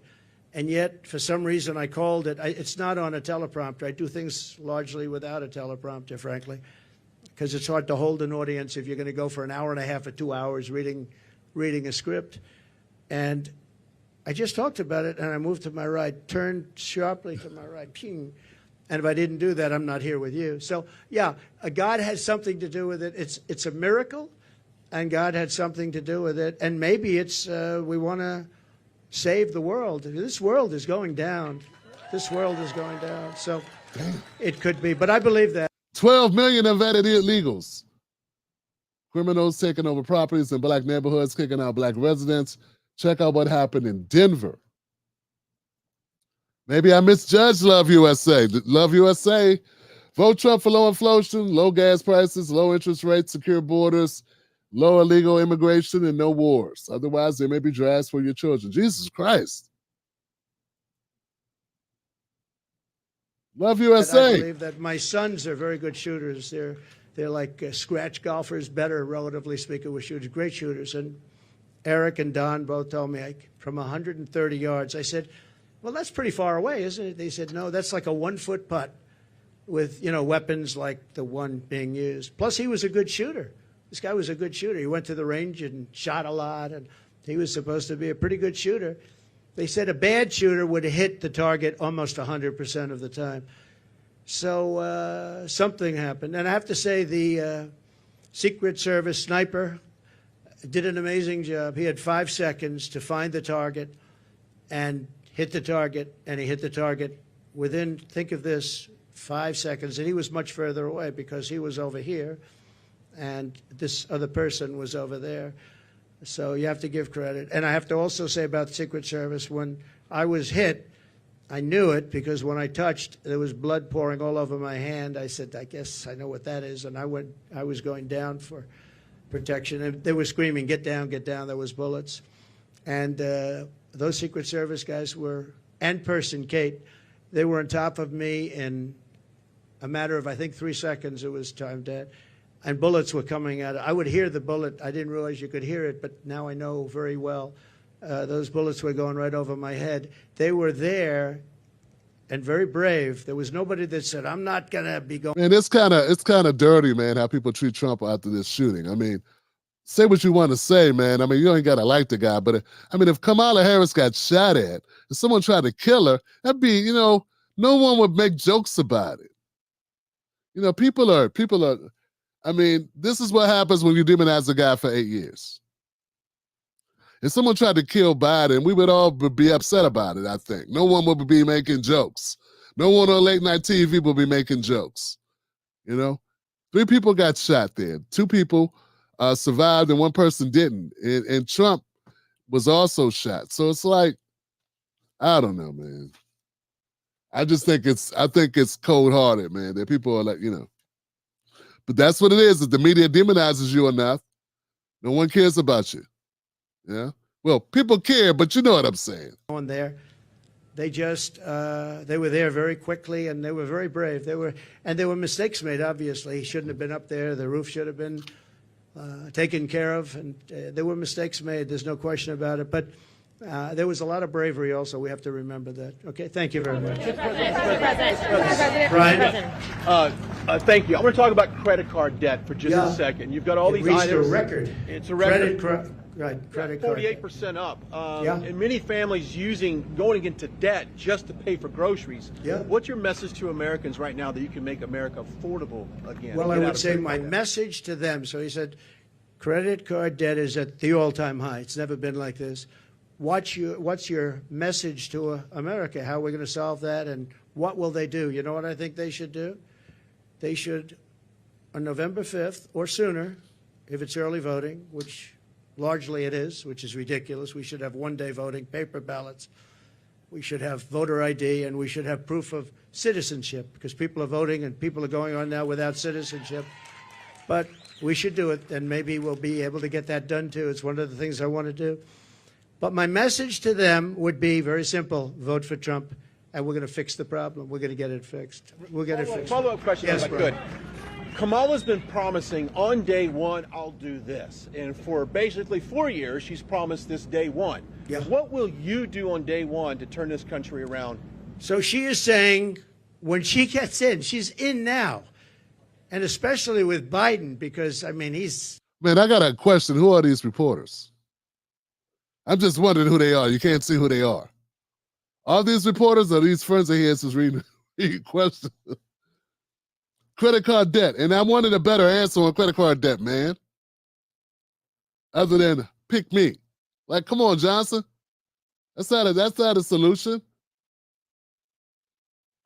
I mean, I could see you saying that and then saying some stuff. not in the best of shape. But you know what? She's in there now. She can do anything she wants. And she's still saying, if you elect me, I'll do this, I'll do... Why didn't she do it? Here's my one question. It's the easiest question. Because she complains about everything. Why didn't she do it? That's all I ask. On day one, we're going to drill, baby, drill, and we're going to close the border, and we're going to let people come in, but they're going to come in legally. They're going to come into our country legally. But on day one, we're going to do many things. You know, I can do a lot of things at one time. But the questions often is, what's the first thing you're going to do? I would say we have a tie. We're going to close the border. We're going to stop the millions of people coming in, and we're going to take all of the criminals that have come in, and we know every one of them. I know. And the local police know better than anybody else. They're going to work with us. I've spoken to a lot of the sheriffs, every police, virtually every law enforcement group in America has endorsed Trump. I don't think anybody's endorsed Kamala. Not one. I don't think anybody's endorsed them. And you know that better than anybody. In Florida, all over California, they've endorsed me. We have the relationship I have with law enforcement. And these are great people and people that we have to really cherish and respect and let them do their job and protect them. And you'll always have a bad apple in everything. You have bad apples as reporters. That I can tell you many. I'd say about 80%. But you're always going to have bad apples. But you're going to have very, very few when you look at it. Very, very few. You have to let them do their job. You have to protect them. But basically, we're going to drill, baby, drill. We're going to get the energy prices down almost immediately. And we're going to close the border. And we're going to get the crooked ones out, the bad ones out. And we're going to let a lot of people come in because we need more people, especially with AI coming and all of the different things. And the farmers need, everybody needs. But we're going to make sure that they're not murderers, killers, drug dealers, and the kind of people that we have largely coming in right now. Okay? Mr. President, many of your allies who want you to win in November say your current strategy isn't working, that you need to stop with the personal attacks on Kamala Harris and deliver a more disciplined message. Do you agree? And also, you added more people to your campaign today. Yeah. Is that a sign of a shifting strategy? No, I think it's a sign of we want to close it out. We have great people. Susie is fantastic, as you know, and Chris is fantastic. They're leading it. Corey Lewandowski's coming in. He'll be, personal envoy, or he'll be at some level.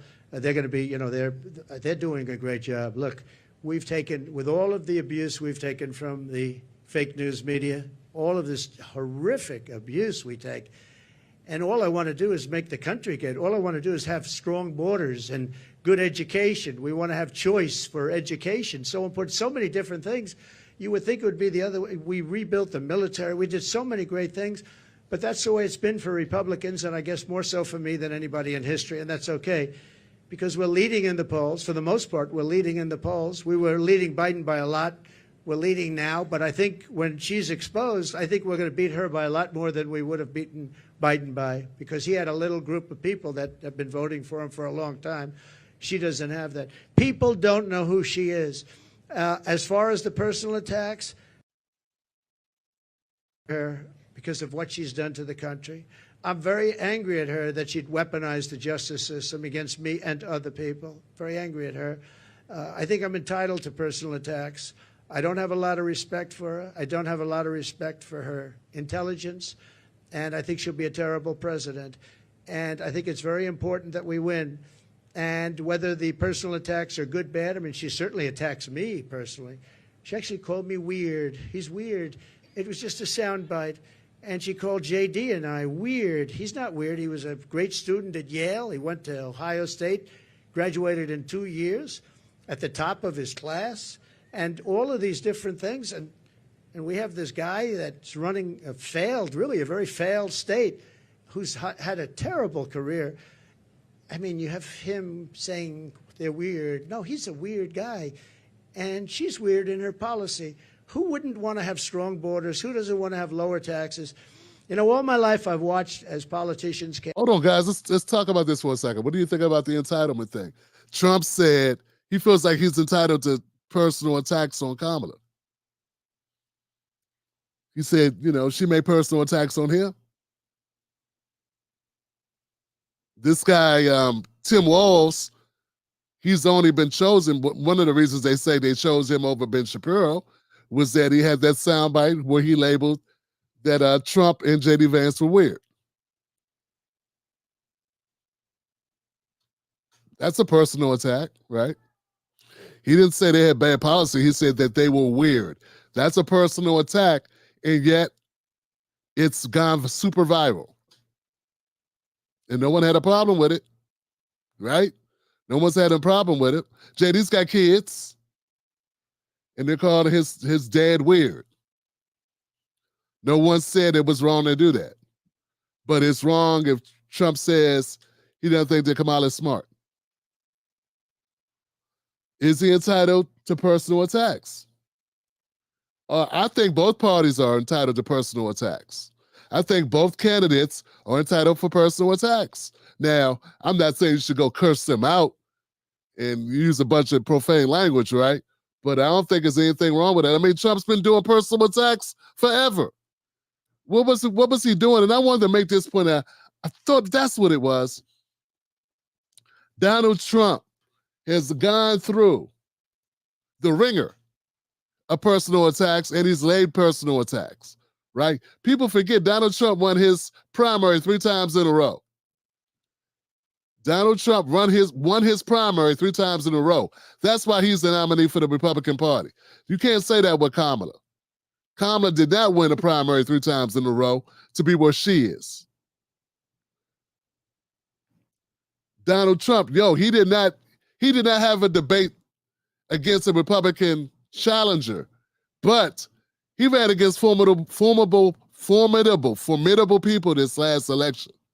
In 2024, it was Ron DeSantis, Nikki Haley, who are all just as qualified or not more qualified than Tim Walz. Ron DeSantis, Nikki Haley, Vivek Ramaswamy came out of nowhere. This guy was in contention.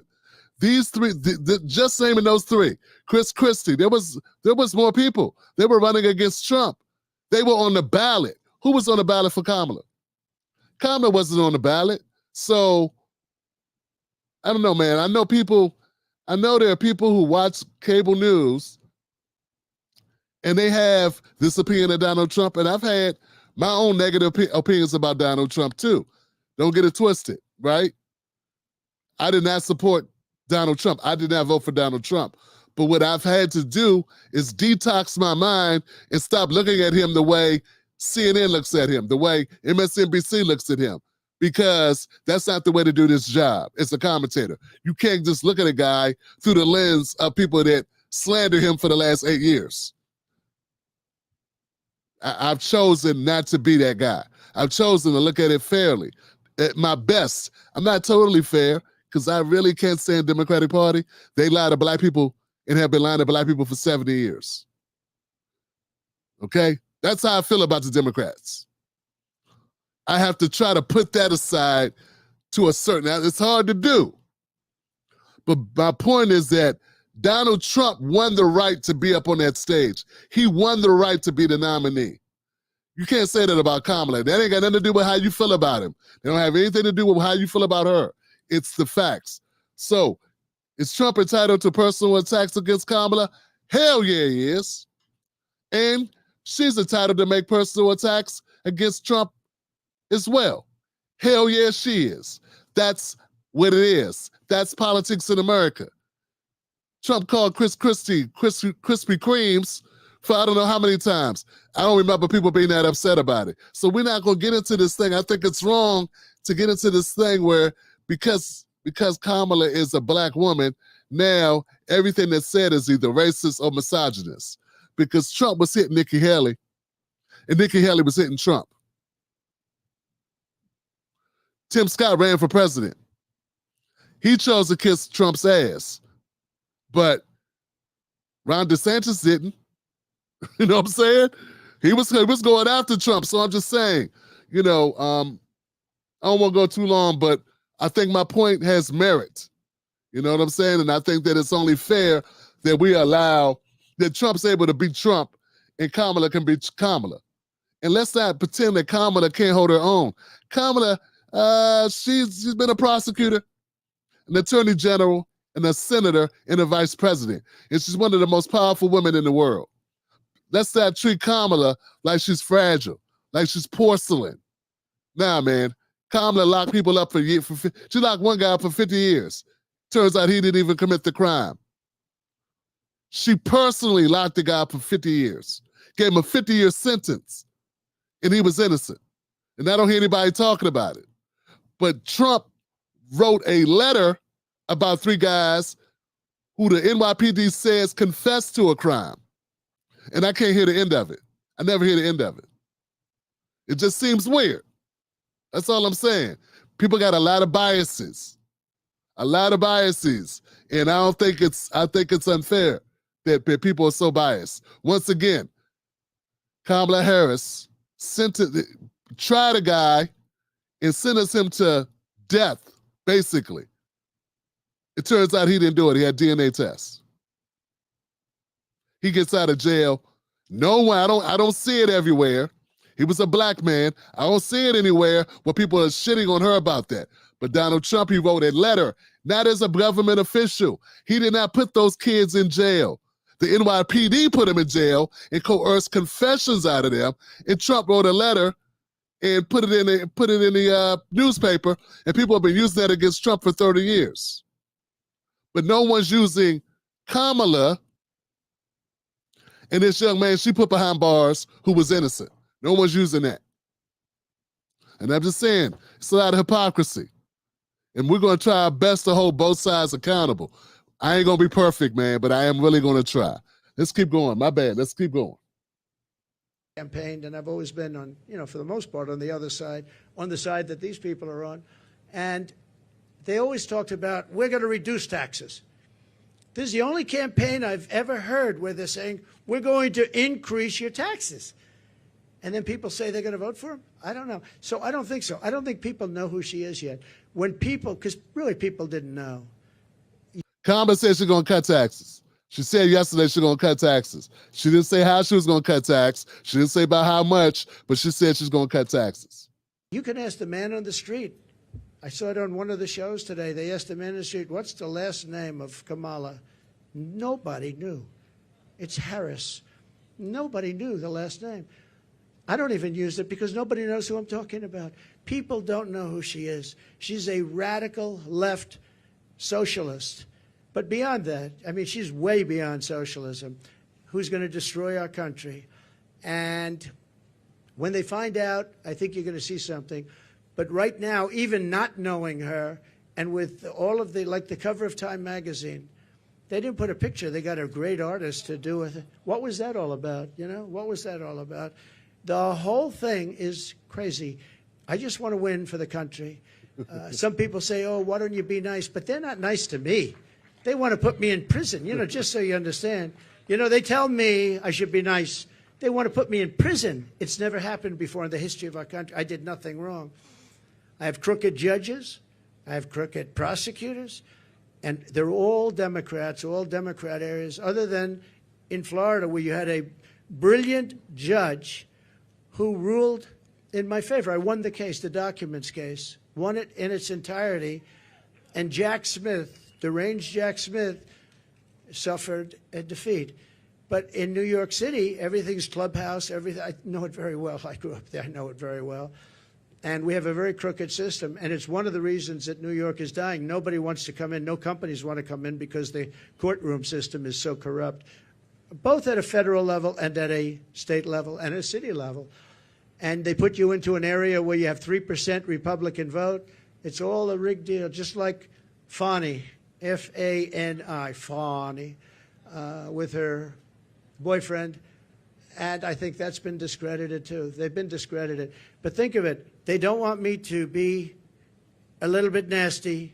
They want to put me in prison. Me. They want to put me. It's never happened before in the history of our country. It's happened in third world countries, but it's never happened here. And they're in danger because you create a precedent for doing that. And once that happens, that's a really bad thing. You know, in the years before, and I've said this a few times, not too much, but with Hillary, she was subpoenaed by Congress to give everything she's got, and she burned it. She acid washed it, bleach bit they call it. She totally scrubbed it, and then they broke everything with hammers, with fire. They burned it, and then she said, "I don't have anything." Well, it turned out that she had a lot to give, and everybody said, "Lock her up, lock her up." And I used to go easy, just easy, easy. Then we won. And I said, wouldn't it be terrible? And you know, I lose. Some people are upset when I did this, but you have to look at it maybe differently now. I say, wouldn't it be terrible to put the wife of the president, former president of the United States, into a prison? Now think of that. Hillary Clinton, she was Secretary of State. She was the wife of a president of the United States who used to be a friend of mine before I ran for politics. He was a friend of mine. He used to play my golf course all the time. I have a great golf course right now. That's true, Johnson. They were friends. They were friends for a long time. The kids used to do sleepovers, the whole nine. The Trumps and the Clintons were buddy, buddy, buddy until Trump ran for office. Damn it. I have a great golf course right next to their home in Westchester. He used to be there all the time. It was his favorite course. But you know what? I could have done that very easily. She was so guilty. And I said to my people, wouldn't it be terrible to put, I don't know, wouldn't it be terrible to take, and we won the election, wouldn't it be terrible to take a former Secretary of State who was the wife of the President of the United States and put her into a prison? But that's what they want to do with me. And I did nothing wrong. It's all crooked politics and really crooked judges. You know I have a gag order. Do you know I can't even talk about it right now? Do you know? You're still talking about it, though, Trump. What was the question, guys? What was the question? Was there a question? I'm just saying this is interesting, but like, what are we talking about here, Johnson? You know that I have a judge who has a gag order. He doesn't want me to talk. And the reason he doesn't want me to talk is because what I say is so devastating and so horrible for him. But think of it. I have a gag order. There's never been a politician in history. I mean, probably for any politician for a city council office. I'm the leading candidate to be president. I won virtually unanimously. You know, I beat everybody. It was the quickest primary in history. There's never been one that was done so early. I had people that were very talented people, and I beat them by 45, 50, 60, 70, 80 points. There was never a close race. Nobody was even close. Good talent. They weren't close. And I'm running against the Democrats. So it's a two-party system, whether we like it or not. Republican, I'm the Republican, and I'm leading. But let's say I'm tied, but I'm leading. Damn, Trump said it's a two-party system, whether we like it or not. You know, that's not something I ever heard a Democrat say. I don't like it, by the way, Johnson. We definitely need more parties, right? Absolutely need more parties. We absolutely need more competition. We absolutely need that. But I've never heard a Democrat say something like that. Am I tripping? Have you ever heard anybody say that? Whether you like it or not. I believe I'm leading by a lot more than people think, and I believe we'll be leading by a lot more. And I have a judge who put a gag order on me. So when you ask me a question, or when you ask me a question, I can't give you an answer, because if I give the answer, they want to put you in jail. He said, we'll put him in jail if he talks beyond the gag order. And this is in a state where, unfortunately, the laws have been very bad, and they haven't been upheld by the appellate divisions generally. Although I have one case where we a certain judge, I won't use names, but the Attorney General case where we won 5 appeals on the same case, the most ever trial. It was a ridiculous, horrible decision where you have a very, very biased voting population and a judge whose hatred of Donald Trump was beyond belief.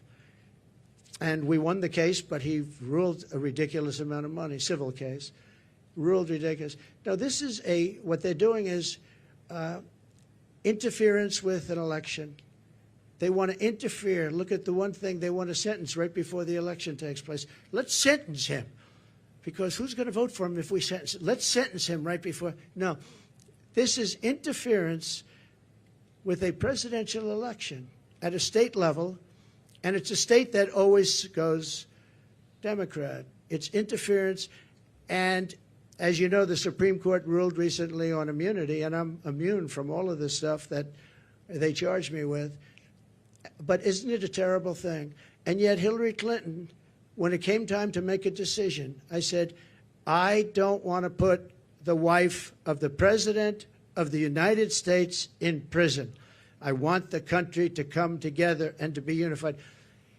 And here it is a few years later, and these people say, let's put him, why? Because I challenge an election? Because I want to challenge an election or some other reason? It's a really disgraceful thing. It's a shame. And it's a very dangerous thing for both parties because once they start that ball rolling, once they started rolling, that's a nasty ball. Yes, please. Please.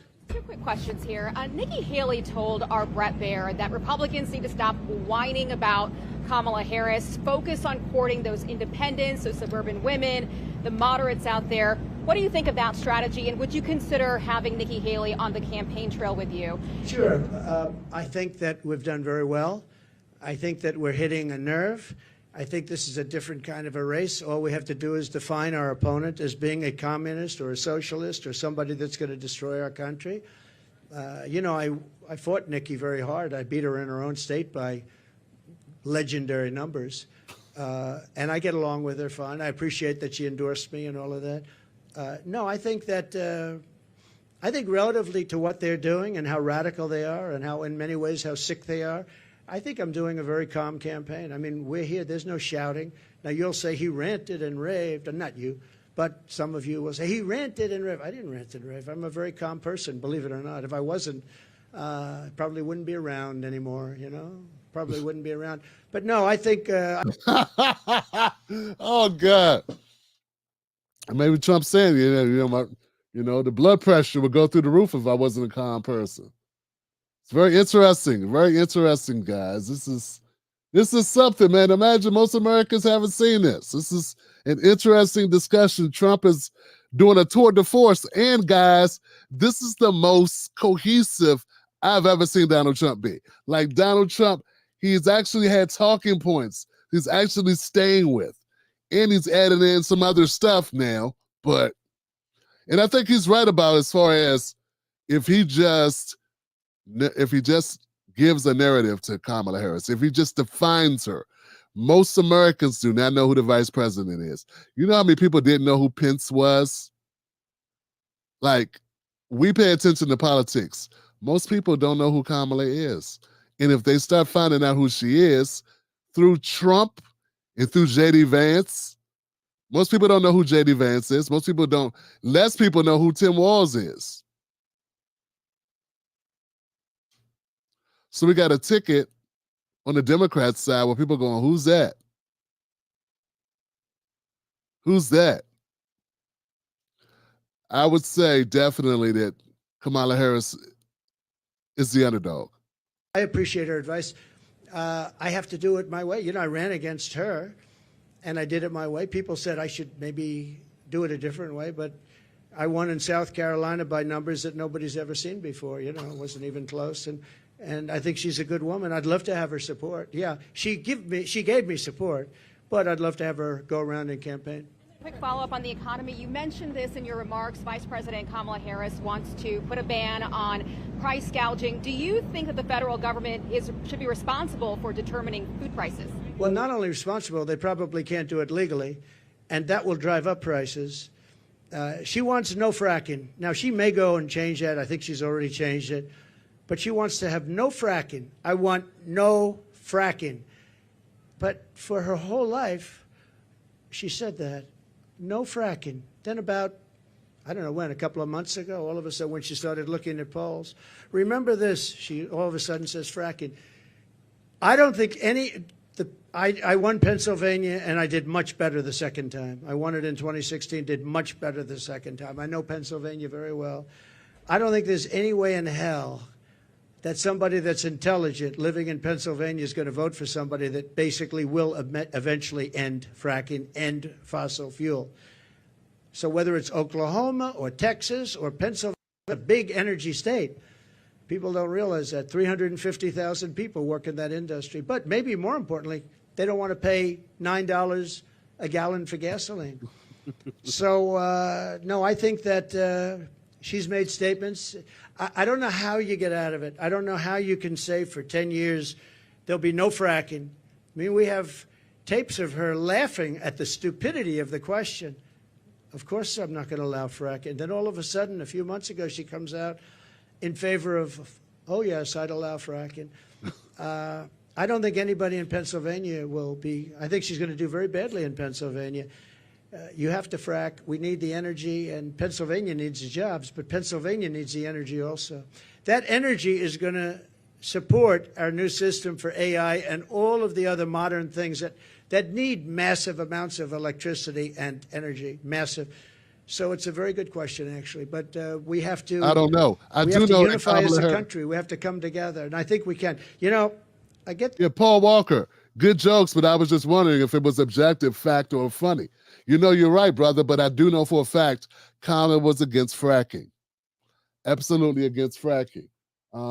Yvonne says fracking is horribly destructive. You know, so I don't dispute that. The problem is fracking is also highly financially beneficial, right?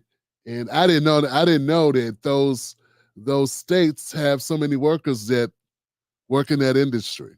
So I don't know. So when you look at it from an industry point of view, you know what it is. You know what it is. So I don't know, but I do know that Kamala was against fracking. I didn't know she changed her stance on it already. Damn. That question oftentimes, and I used to think maybe there's no way because, you know, some people want a border, some people don't want a border. Most people do want a border. But there's such a difference in people. But just before COVID coming out, so 3 years, we went a long period of time, and we had an economy going the likes of which no country had ever seen before. I think you would agree. There's never been anything like it. And people were coming together. People were calling me I would call them radical left, but I would say very liberal people, very progressive people. They came to me. We would like to get together. In fact, we worked out criminal justice reform. I was the only one that could have done that. I won criminal justice reform, and I got that for black leaders that came to see me. Criminal justice reform. Obama couldn't do it. Biden wouldn't even try. But nobody could do it. I got that done. And I got conservative votes to get it done. They needed at least 5 very conservative votes. It was very hard to do. I got that done. Our country was coming together. And, you know, I can tell you the story of criminal justice reform. When you do that, that means that's a big step. But I was seeing people that were not seeable, that I wouldn't want to see them and they wouldn't want to see me. And all of a sudden, I was having lunch with people that, if I told you who they were, you wouldn't even believe it. Our country was coming together. Success was bringing our country together. And it can be done. Success will bring our country together again. It can be done. It was an amazing phenomenon. And I used to say, I don't know, it's awfully tough to get it together. I've never seen anything like it. Like, for instance, me getting criminal justice reform done. And I did that with Democrats and some very conservative Republicans who said it's very unfair where people are staying in jail for 35, 40 years. And today they wouldn't even be charged with a crime for what they did. And we got it done, and I was very proud of it. But our country was coming together. The black population had the best numbers they've ever had on jobs, on income, on everything. The Hispanic population had the best numbers. Asian population, men, women, young people with diplomas from the best schools, Harvard, MIT, the Wharton School of Finance, they're all coming. It's all BS, man. The unemployment numbers are garbage. Unemployment numbers are horrible indicators of anything, guys, because once you're unemployed for a certain amount of time, you're no longer receiving unemployment benefits, you just disappear. You're not counted. So once you collect unemployment, you drop off the face of the earth. They just assumed you got a job.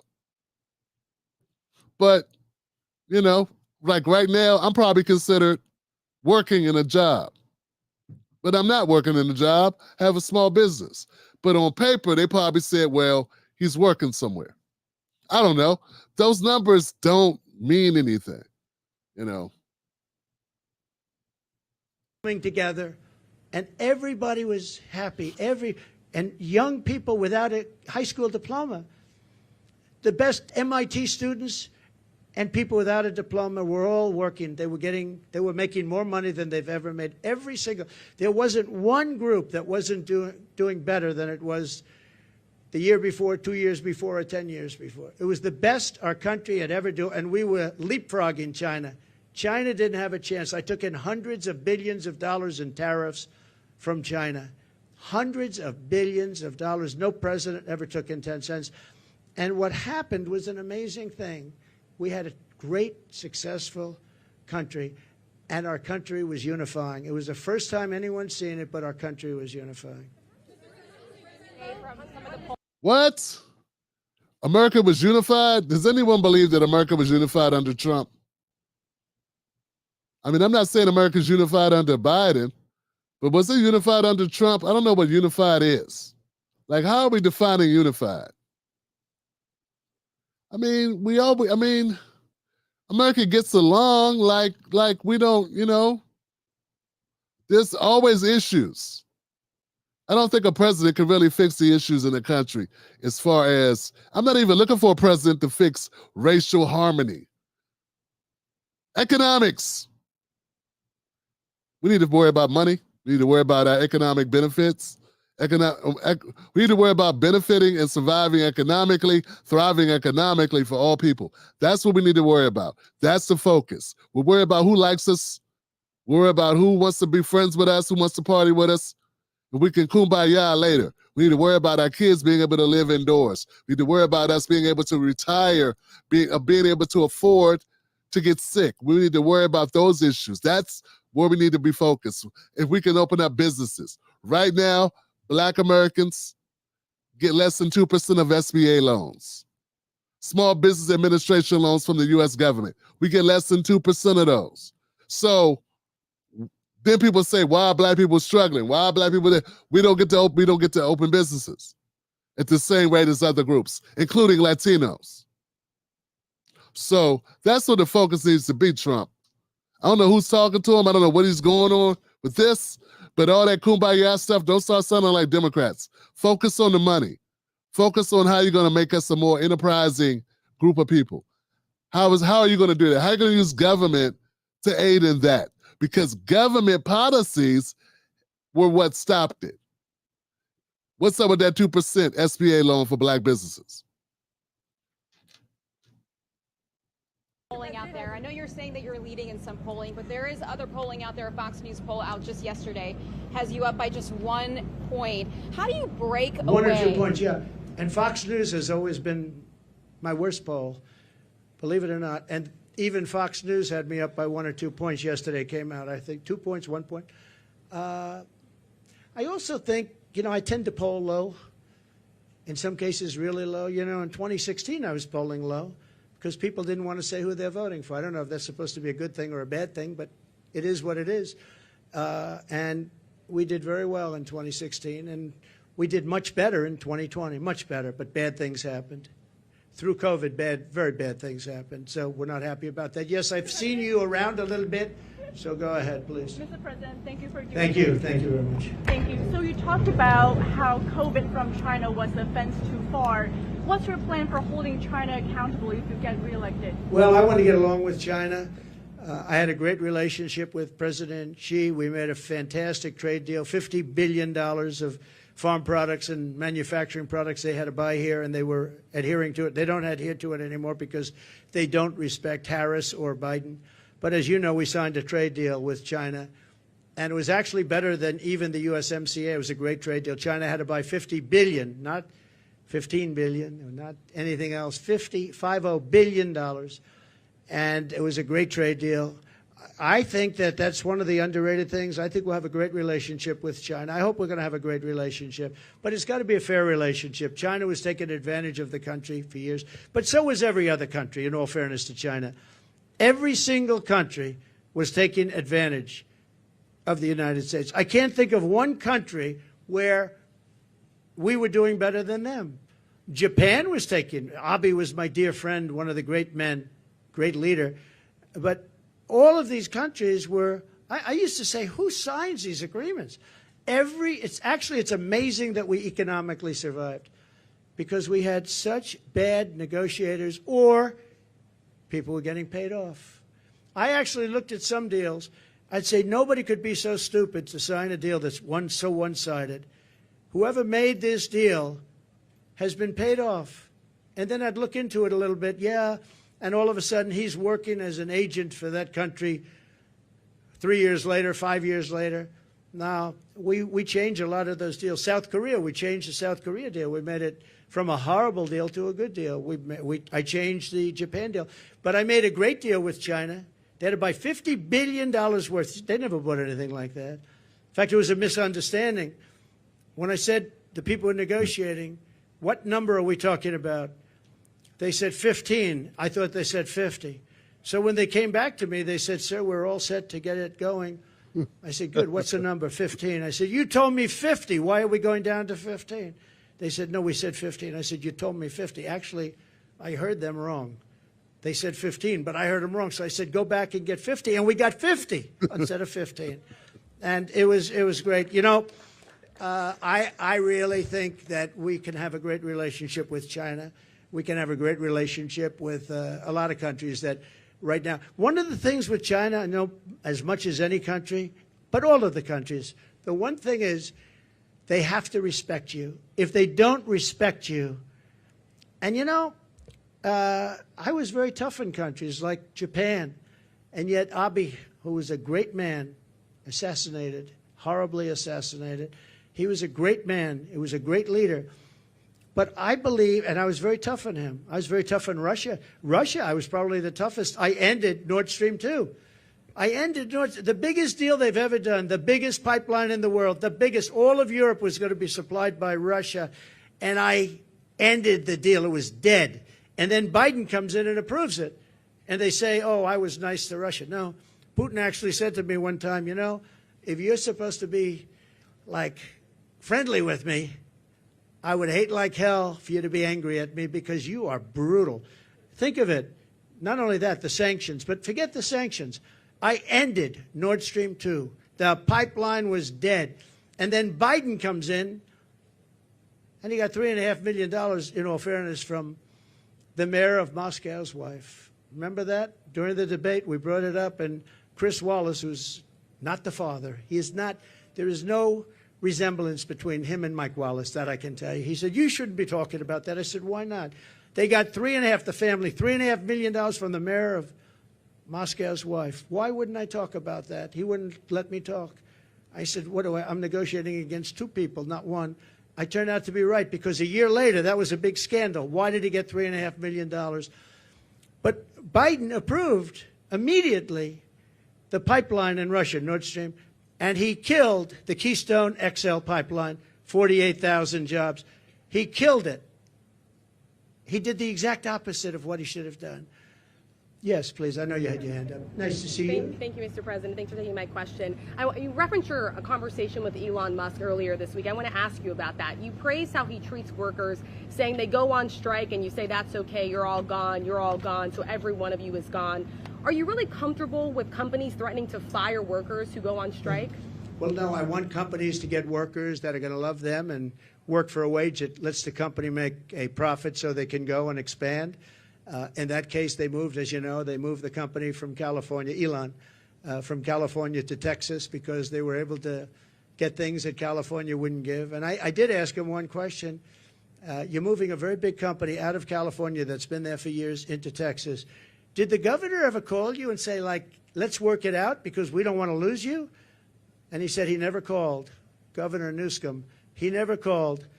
And you would have thought, if I were governor of California and if Elon or anybody else, they have oil companies leaving, I would be calling. But no, Elon wants to run an efficient company, and if he has to he got rid of a lot of people on X or former Twitter. A lot of people gone, and it still works. It still works. So you got to run the company productively, and there are going to be a lot of jobs around. I want it so that a person doesn't get lucky and find a job. I want a person that can look for 10 jobs, and all 10 companies want them, and you negotiate much more than you'd get by doing what you just suggested. So, you know, he's a strong man. He's a strong guy. He's a brilliant guy. And he wants to get the best he can, and he wants to get the best workers. He pays a lot of money to a lot of his workers. It's, to a certain extent, supply and demand. But ultimately, that's what's going to lead to a great country.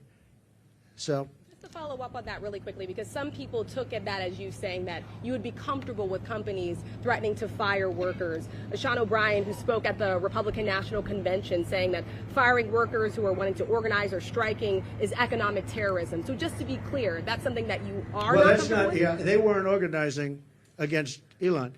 He let them go because he was having a lot of problems in California. They were making it impossible for him.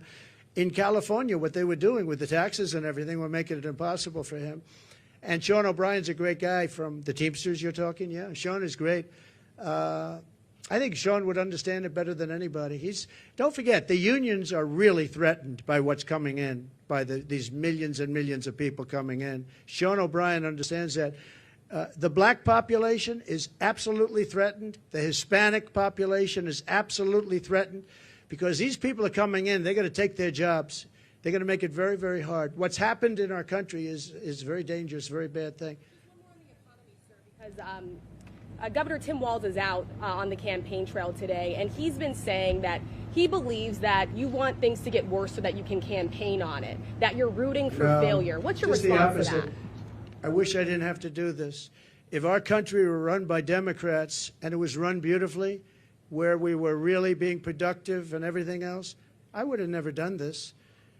I wouldn't have done it if I thought I couldn't have won. I think I can win. I think I can win easily. Once they're exposed for what they are, which is, you know, radical left lunatics, and that's what they are. They're going to ruin.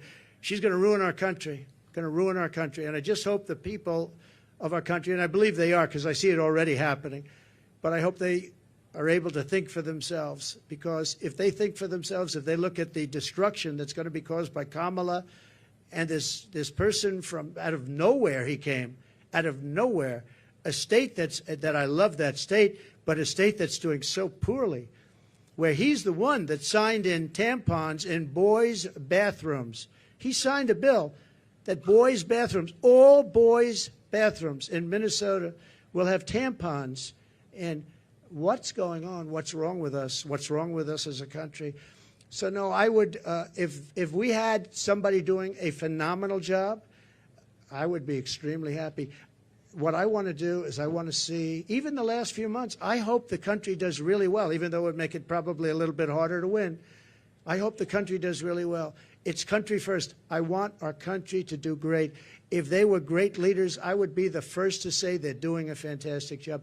Thank you all very much. I appreciate it. Thank you. Thank you very much. Thank you. Thank you. Thank you very much.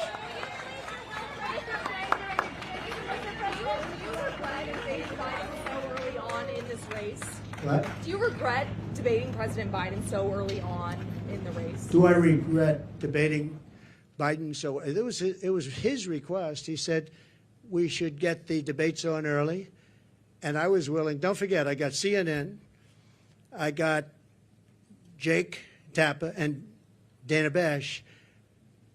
They're not Trump people. They wanted to have a debate where their mics are turned off when the other person's answering the question. They gave me every single thing that I couldn't approve, and I said, yeah, I'll do it. So they got the debate on their terms. They got the network that they dreamt of. But that was really his decision. I had to decide whether or not I felt I wanted to debate him. And I think they didn't want to debate, but I agreed to every single thing. It was a debate where they said, we'll give him something that it'll be impossible for him to accept, and I accepted all the terms, other than when they had us sitting down at a desk, and I said, I think that makes us look bad. I don't want to sit down. Let's stand up. And they agreed to that. Other than that, we gave them CNN, we gave them Dana, and we gave them Jake. And by the way, I have to say, Jake Tapper and Dana Bash were unbelievably straight and honest, and I give them a lot of credit for that. A lot of people were saying you couldn't have a fair debate. I think we have that with ABC. I have some people at ABC that don't like me too much. I find it to be about the worst. Wow. George Slobodopoulos. I have a lot of people at ABC that I find it to be actually the most unfair of all the networks, and they want to do it on ABC. Whatever, I don't mind. The question that you're asking, though, about whether or not the debate should have happened would have been a better question to ask of Joe Biden, because had he not done the debate, he would still be running for president, and people would be hiding him, just like they're hiding her right now. You know they're hiding her no different than him, because I believe she's grossly incompetent, and I don't think that when people hear what she has to say, they're going to buy it. Thank you all very much. Thank you.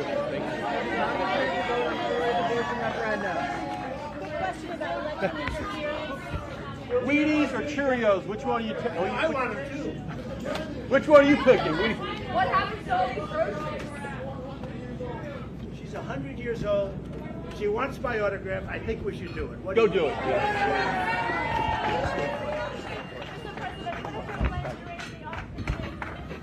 Follow him if you can. Follow him. I think it's going to be a disaster.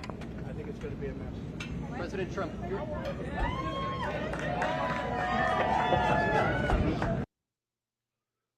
Wow. Wow, Johnson, we got through the whole thing. Well, I want to say real quick before people leave, wow. Hit like before you leave. Please hit like on the video. Yes, we covered Kamala yesterday. Today was Donald Trump. People who watch this channel get exposed to both sides of the equation. That's how we become informed voters. We might even cover some independent if they do press conference, if they do long form. We'll go through theirs. Regardless of what you feel about Donald Trump, he took questions at the end. Some of them were good, some of them not so good, but he did take questions. So Kamala has yet to take questions. It didn't seem like he knew the questions before they were asked. Someone said they think he did, but I don't think he did.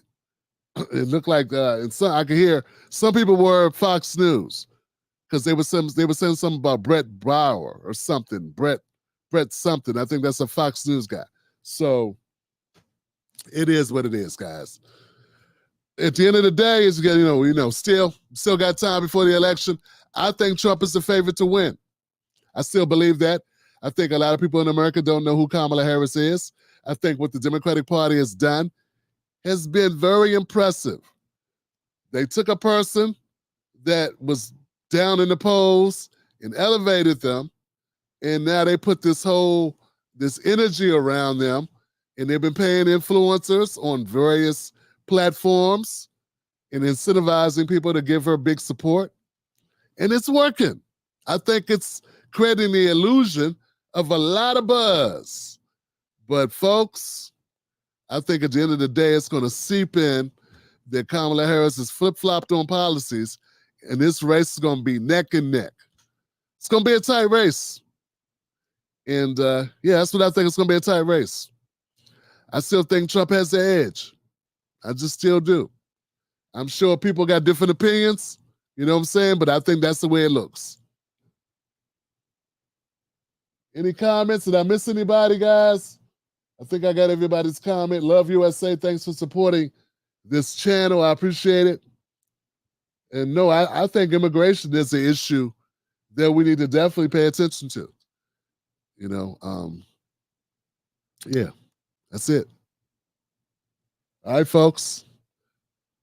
Thank you for being here, fam. I appreciate y'all. In only a couple hours, we'll be back with our regular news show. We do a show at 9:30 p.m. Eastern Standard Time, every day except Saturday. So today, at 9:30, I'll be back.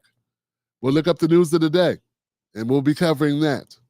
Thank you, Buck Bewley, for taking time out your day. Thank you, everybody else, for watching. I hope that you become a member of the show. Go to Tim's Take Live on Patreon, or go to timblacktv.com.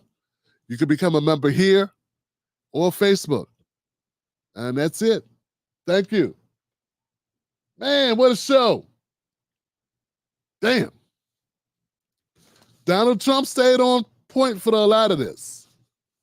A lot of it. Wow. I got to go get something to eat, Johnson. I don't know about you. Thank you, guys. Yeah, congratulations to everybody who made it through the show. That was a long broadcast. You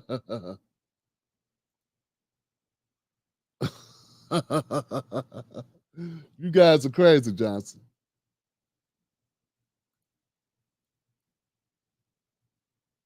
All right, here goes my babies.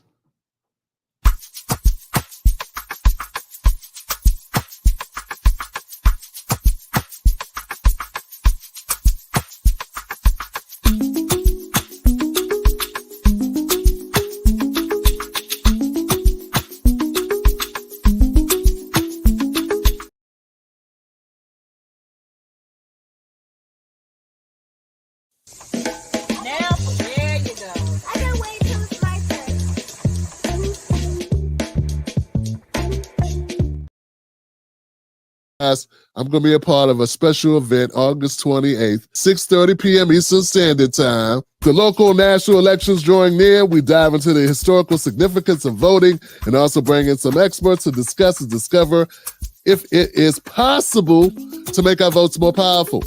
Okay? You'll be able to comment, ask questions, live with the panel as we enjoy some games, interesting facts, and a chance to win a $300 airline gift card, folks. You want to be here for this? That's right. They're giving away valuable $300 gift card, okay? So it's an online experience. You ain't got to travel to go to this. It's free. Did y'all hear me say it? It's free. So be there. Dr. Robert Green, Calvin Michaels, Political Sis, and myself, we're going to be there, and we're going to rock it. It's going to be about 2 hours long. BlackAmericanHistory.org. BlackAmericanHistory.org. BlackAmericanHistory.org.